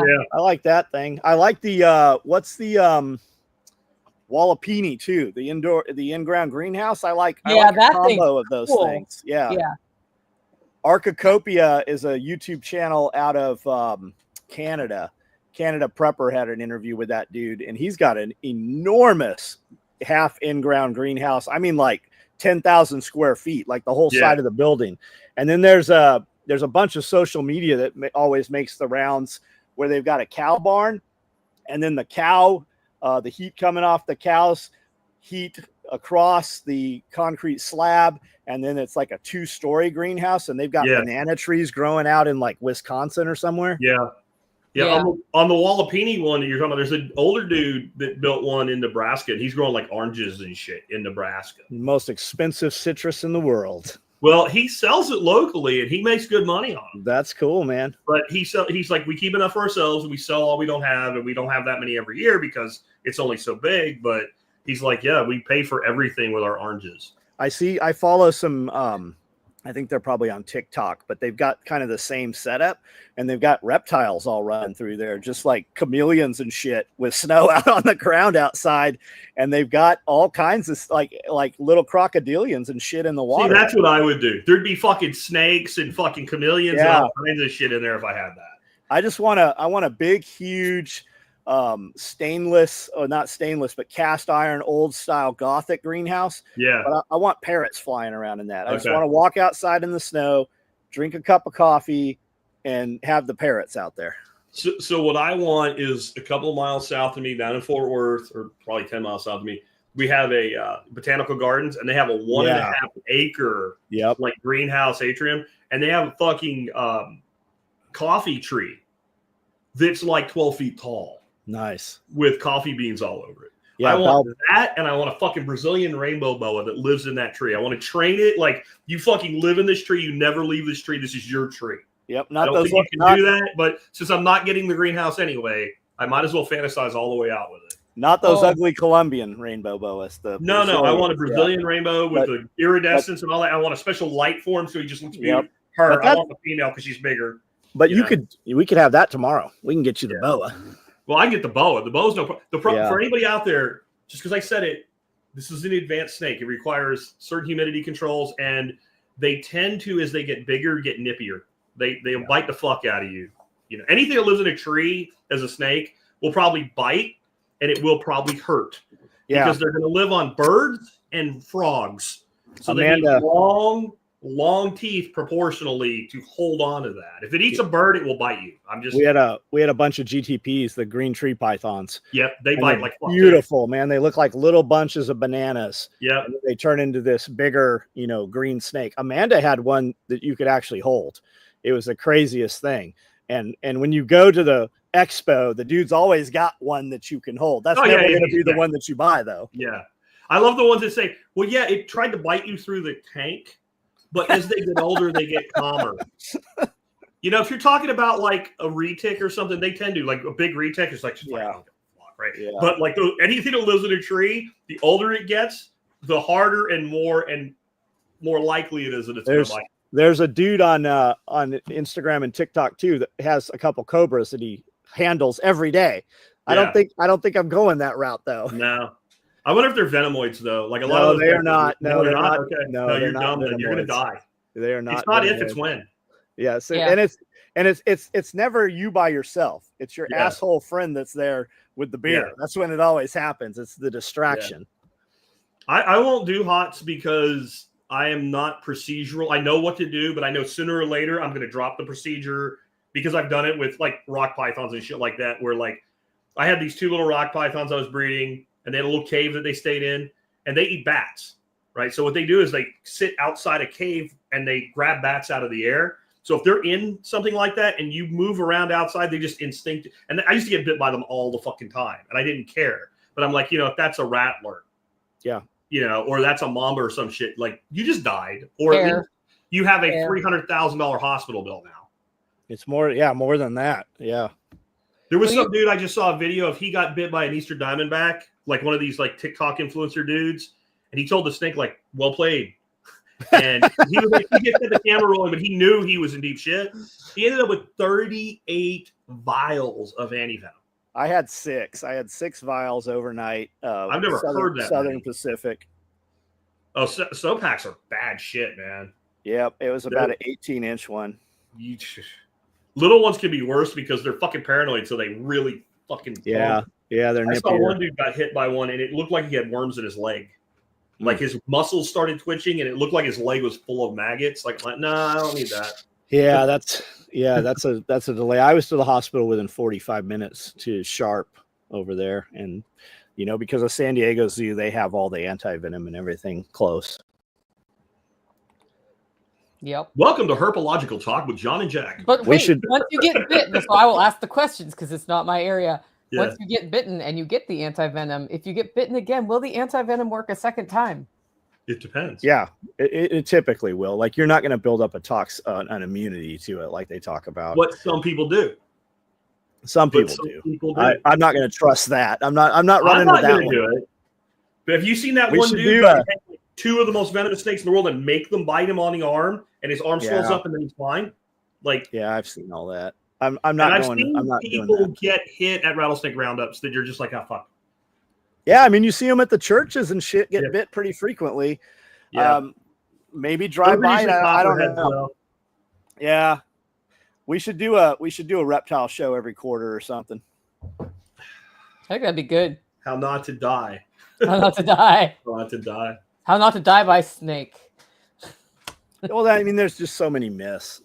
Don't fuck with the snake is rule 1. Like the average snake bite in America occurs to males between the age of 15 and 35 and occurs on the hand or the forearm. There's only one way for that to fucking be. You were fucking with the snake. Like that's like the vast majority of bites are not what you'd call a legitimate bite. Legitimate bite is you stepped over a tree branch and you stepped on the back of the snake and it bit you in the calf. Like happened to me when I was a teenager. Like Andy. Andy got a legitimate bite down in Costa Rica. Yeah. Yeah. I've never been bit. Jacked up. I've never been bit by a snake I wasn't messing with. Well, I mean, we keep them in breeder trays, so they're very, very food aggressive, and we're feeding 100 snakes in an hour and a half. So it's open. What are you mostly keeping like that? nothing right now, but mostly it was colubrids. We had small boas in there, a lot of ball pythons, but mostly tricolors, milk snakes, cow kings, different. Yeah, where you get bit, you go, I don't give a fuck. Okay. Yeah, we had some baby anacondas, just super. All they know is that when they feel that tray move, food's coming in. And like I had never ever had to feed. I always fed by the tail. And never got tagged, man, until we started using like Freedom Breeder racks or ARS racks. Where you're pulling out and they're coming this way. Yeah, dude, I got bit every day. Yeah. Even with tongs. I had tongs and long. They still come after you. Yeah. Because you're warm and the thing you're feeding them isn't. Yeah. So that heat sensory is just targeting, like it just sees thermal. Like that's what it's looking at is thermal. Yep. And the snakes were always, we had heat tape under every rack on the drawer, so the animals were super warm. They were already awake. So what you do there is put your heat tape in the back. Yeah, we did. Or they stayed in the back side of the pullout then. We did, because we had our permanent water structures were in. They held them in place, and we used cups so we could just change them out. Yep. All right. It didn't occur to me to be afraid of snakes until I moved to Tennessee and people told me I was supposed to be. No, just be aware of them. Be aware of them. I was taught you like hiking in the woods, you have a stick and you beat it like over the side of the log before stepping over the log. Like a blind person. I'll get you a cane. Be careful stepping over things. That is good advice. Yeah. If you're putting your hand where you can't see. Yeah. In nature, there could be something there. It could be a black widow spider. Yeah. It could be a rat. Did you guys hear about that teacher who died of rabies because a rat flew into her classroom? She picked it up and threw it outside and came back and kept teaching. Didn't know she'd been bitten by a rabid bat. It doesn't take much. A bat. Yeah. No, bat. Much. Like apparently the bites are so microscopic you don't necessarily know. If did you hear bat, you should do it. First case of bird flu in the United States in human being was reported yesterday, day before. Did you guys hear that? Was that the first case where somebody died? But it was an old person with comorbidities. So there we go. And there's a major mystery virus that's running through India and China right now that's killing young it's not kids. A major mystery virus. I can't remember what it's called, but it's been around since 2000, and most children under the age of 5 have already had it. There we go. And they're just making bullshit up again. It's just more bullshit. Well, they're warming everybody up for Trump's new virus. Yeah. Well, they got to keep him distracted. Did you see the lady from the CDC said, well, just because we're not testing for COVID doesn't mean that COVID's not still there. It is still there. What's the point of having snakes? Same as having fish or a bird or anything else. It's Harley Davidson. If I have to explain it to you, you're not going to understand it. Like some people like snakes and some people don't. I guarantee you, whoever asked that question, you have something in your house that John and I are like, I don't care. Yep. Don't have anything against it. Just like, I don't want it. Yeah. Right. I don't know why people keep spiders. Oh, I hate spiders, man. I bought this little girl that took care of my snakes for years. Yeah. I bought her some of those blue palm spiders. Uh-huh. That was the most dangerous thing we ever had, were those damn spiders. She was really good with them. I don't hate them or anything. I just I don't get it. Like it doesn't do anything. It just sits there. If you want to make money, man, if you want to make money as a reptile guy, you breed arachnids. Yeah. Because they can have 1,000 of them. Yep. Yeah. That's why people buy so many of them. You sell somebody like something like even like a rock python or something that's going to get 6-8 foot, and how many of those can you really keep? Or a cicada tortoise. Yeah. Have you seen those channels with jumping spiders, like where they're talking? Oh yeah, hilarious. And it jumps out at the end. Yeah, the memes. Yeah, I've seen them. I love those things. The little jumpers. Yeah, they're cute. I had one on my monitor for a long time, but I have ones here. They're black and they get a little bit bigger than the average size of them, and they have like a red mark on them. And they're all over like in the spring, and they wipe out like cabbage worms like fucking crazy. Nice. We get these super fast movers that are on the gates, or maybe it's just I see them because I'm in and out of the gate. But what I like about them is they're so fucking fast, and they don't look like they are like when they sneak up on something, they're like, and when they make that last jump, it's like holy shit. Good thing they're not our size. Yeah. Oh no, we need our size. Like the mist mist. Shit out of you. I guarantee you that. Yep. Have you ever heard the expanding Earth theory? No, I don't know if I have. Okay, so the expanding Earth theory is that the Earth is actually growing over time. And hence the gravity on Earth has increased over time. Because we have these fossils of like dragonflies with like 6-foot wingspans. And there are no dragonflies with 6-foot wingspans. And people aren't really sure how they ever existed because they have an exoskeleton. So how would this thing have existed unless the gravity was lowered? I'm not saying this is true. I'm just telling you what people say.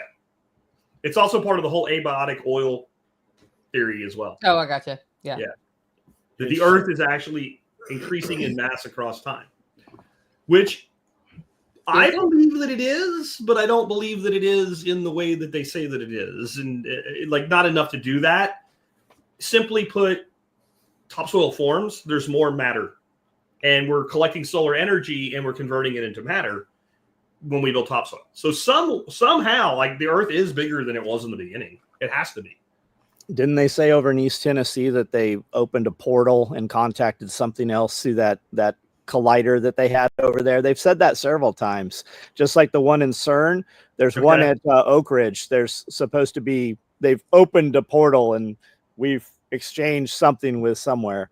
Is that the real reason they canceled the super collider in Texas? So I don't know, but there actually is some information about it out there. But I always thought that's what that movie, The Mist, was about. Okay. Because that's the thing where like they accelerate protons to like almost the speed of light and they collide them. Yeah, there was official press like, what's going to happen? We found a wormhole in space that looks like it would accelerate transport somewhere in the last 2 weeks because I was reading about that. Really? Yeah. Like a Star Trek level wormhole shit. Yeah, like that's what they called it. Shit, yeah. Yeah. I'm just wondering, like, could you actually go through a wormhole, or would it like stretch you out into like a worm? A wire? Like, that's a good question. You know, like they say a black hole would, because it just seems like it's like a black hole with a quasar on the other end. I mean, what it is. Yeah. Well, and then they've got those cloning, cloning bacteria, which basically makes teleportation possible for the bacteria because they're exact replicas instantly.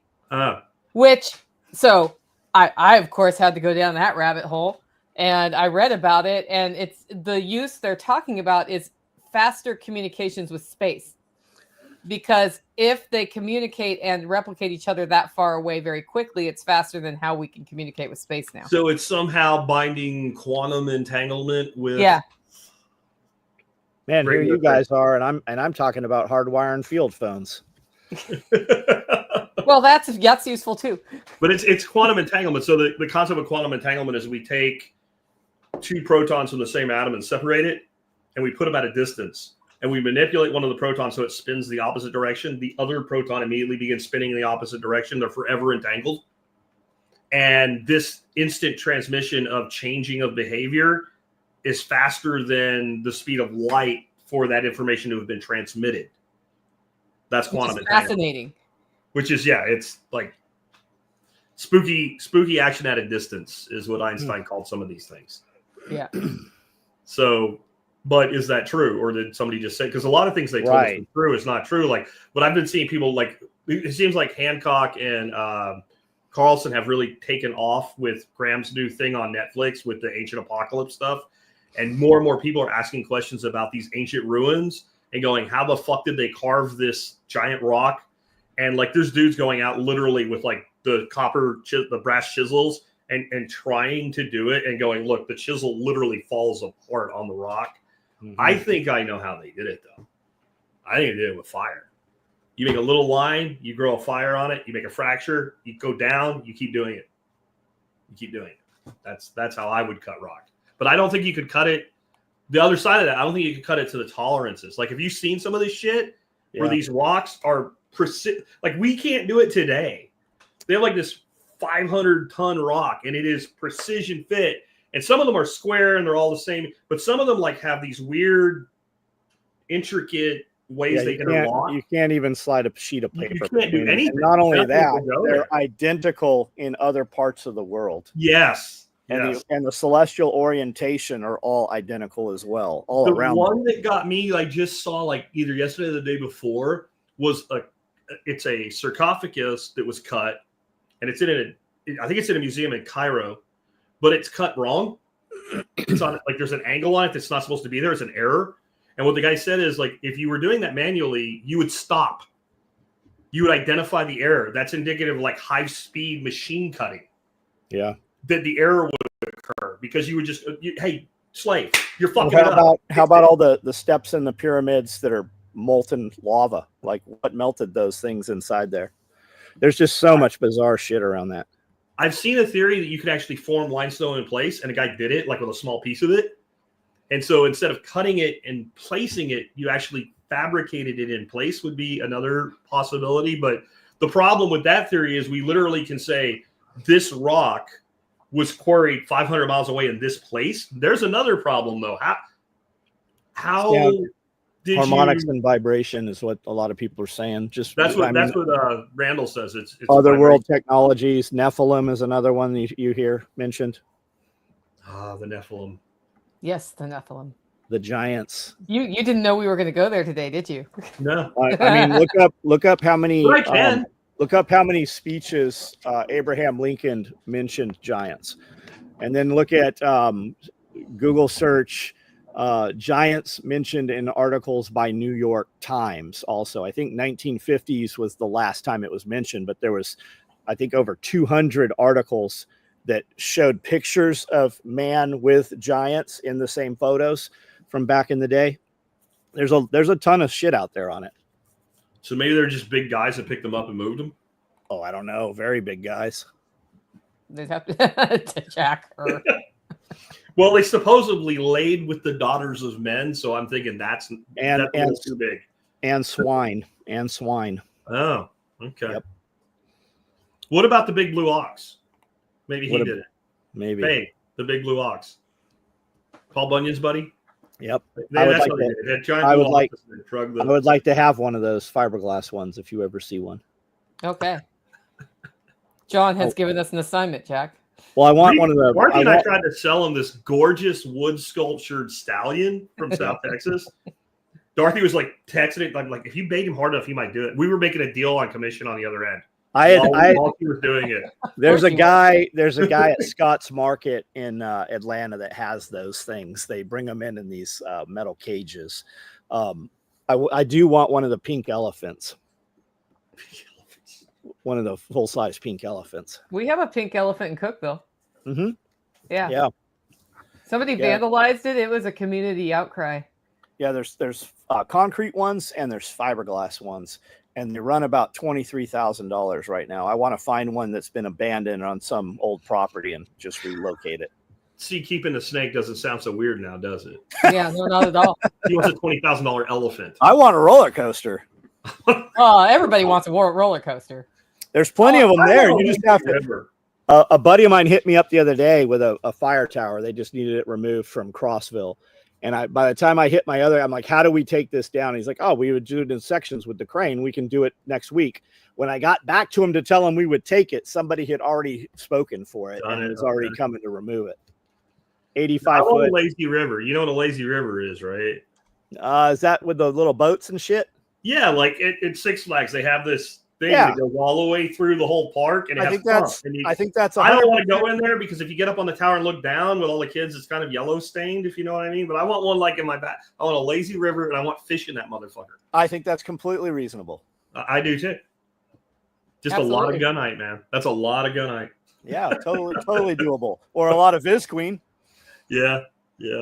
Jeff wants to know why the Smithsonian keeps taking and hiding the good stuff. Because there's only so many square feet in those museums that can put the good stuff out. Yeah. Jeff says, or KT says, I have a lazy river. They're called swales. No, you don't understand.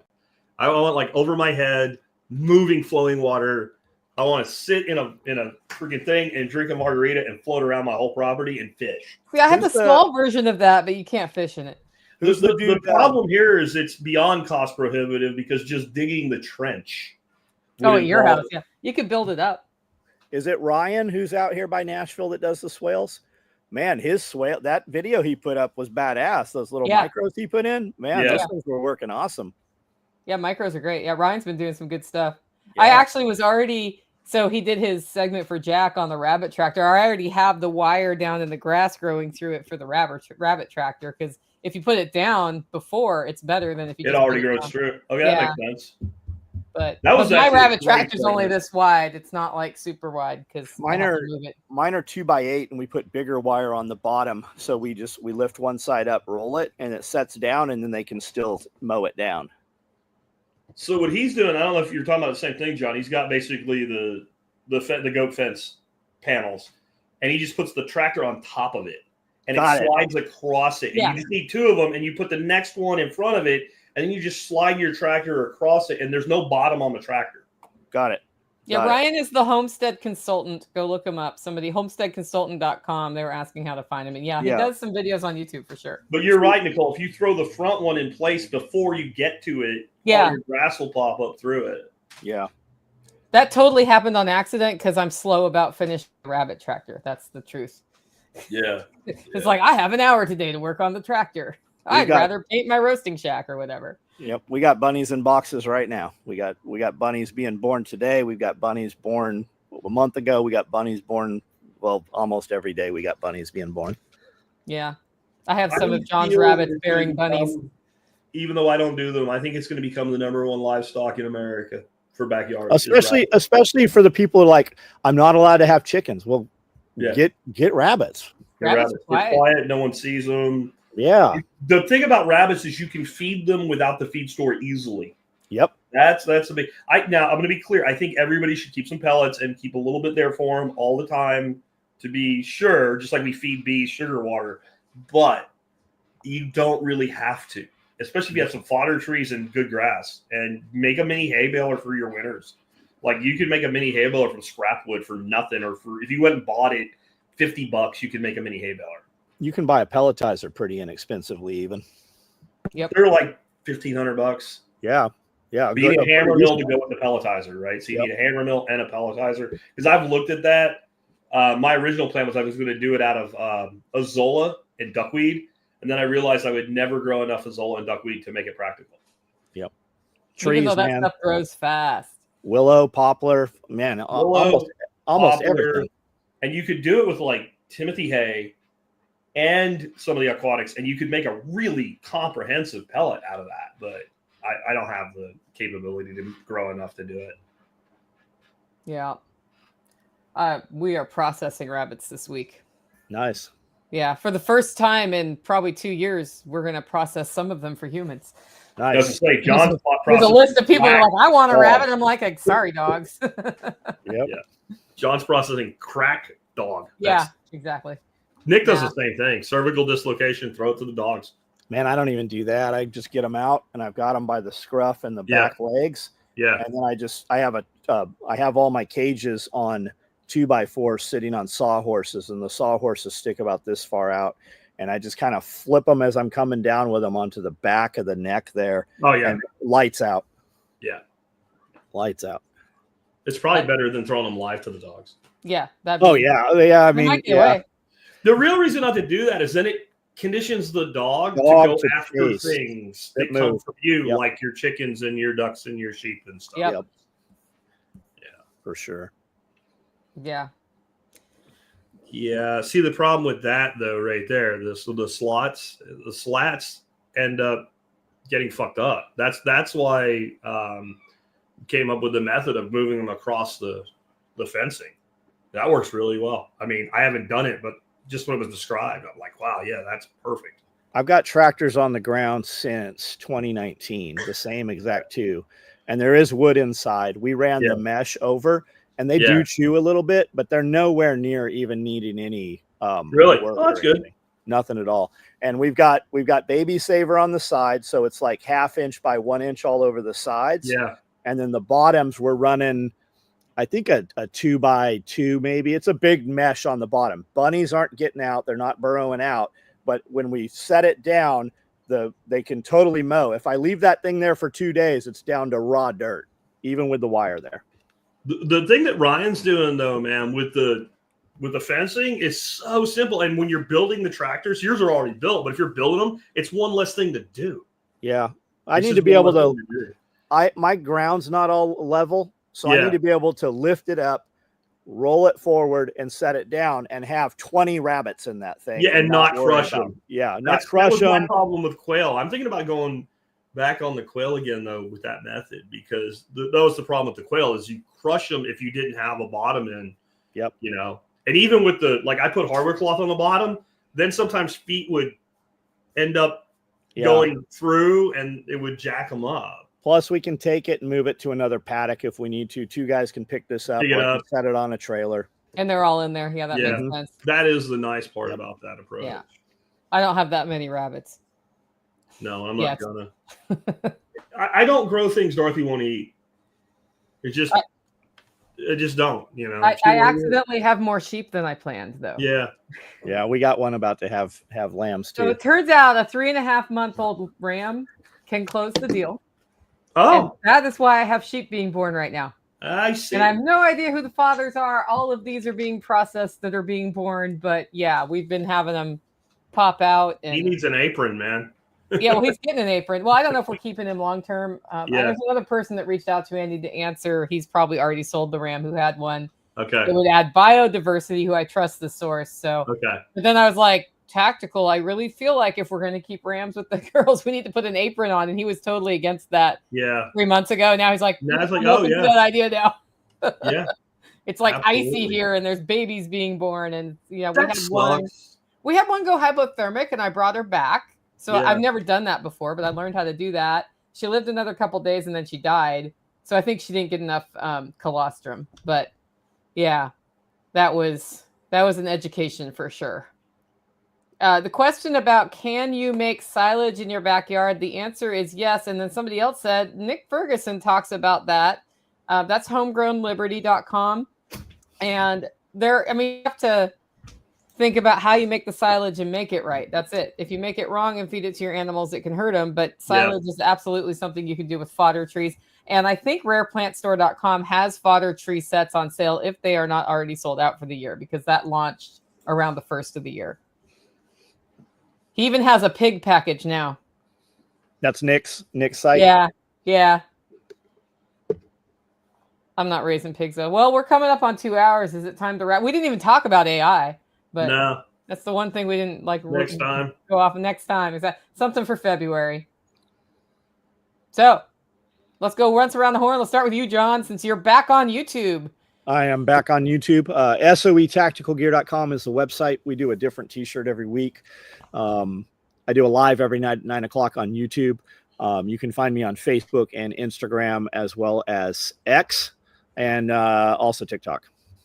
I'm Nicole Suss from the Living Free in Tennessee podcast. I have a free webinar Thursday at 6 p.m. Central about my 3 things, which is about setting a life vision and backing out, addressing your ADHD issues, and getting at least a few things done every day to move you forwards towards your goals. That can be signed up for at NicoleSauce.com, NicoleSauce.com. And if you just want an awesome cup of coffee that you can subscribe to, we have K-Cups too, hollerroast.com. Check it out. Jack, why don't you close us out? I am Jack Spirko, and I'll pimp for Matt Powers today a little bit. Starting tomorrow, he has a thing called Our Future, and 40 presenters. I happen to be one of them, and we're going to be talking about all things regenerative ag, permaculture, mycology, things like that. And you can sign up for that absolutely free.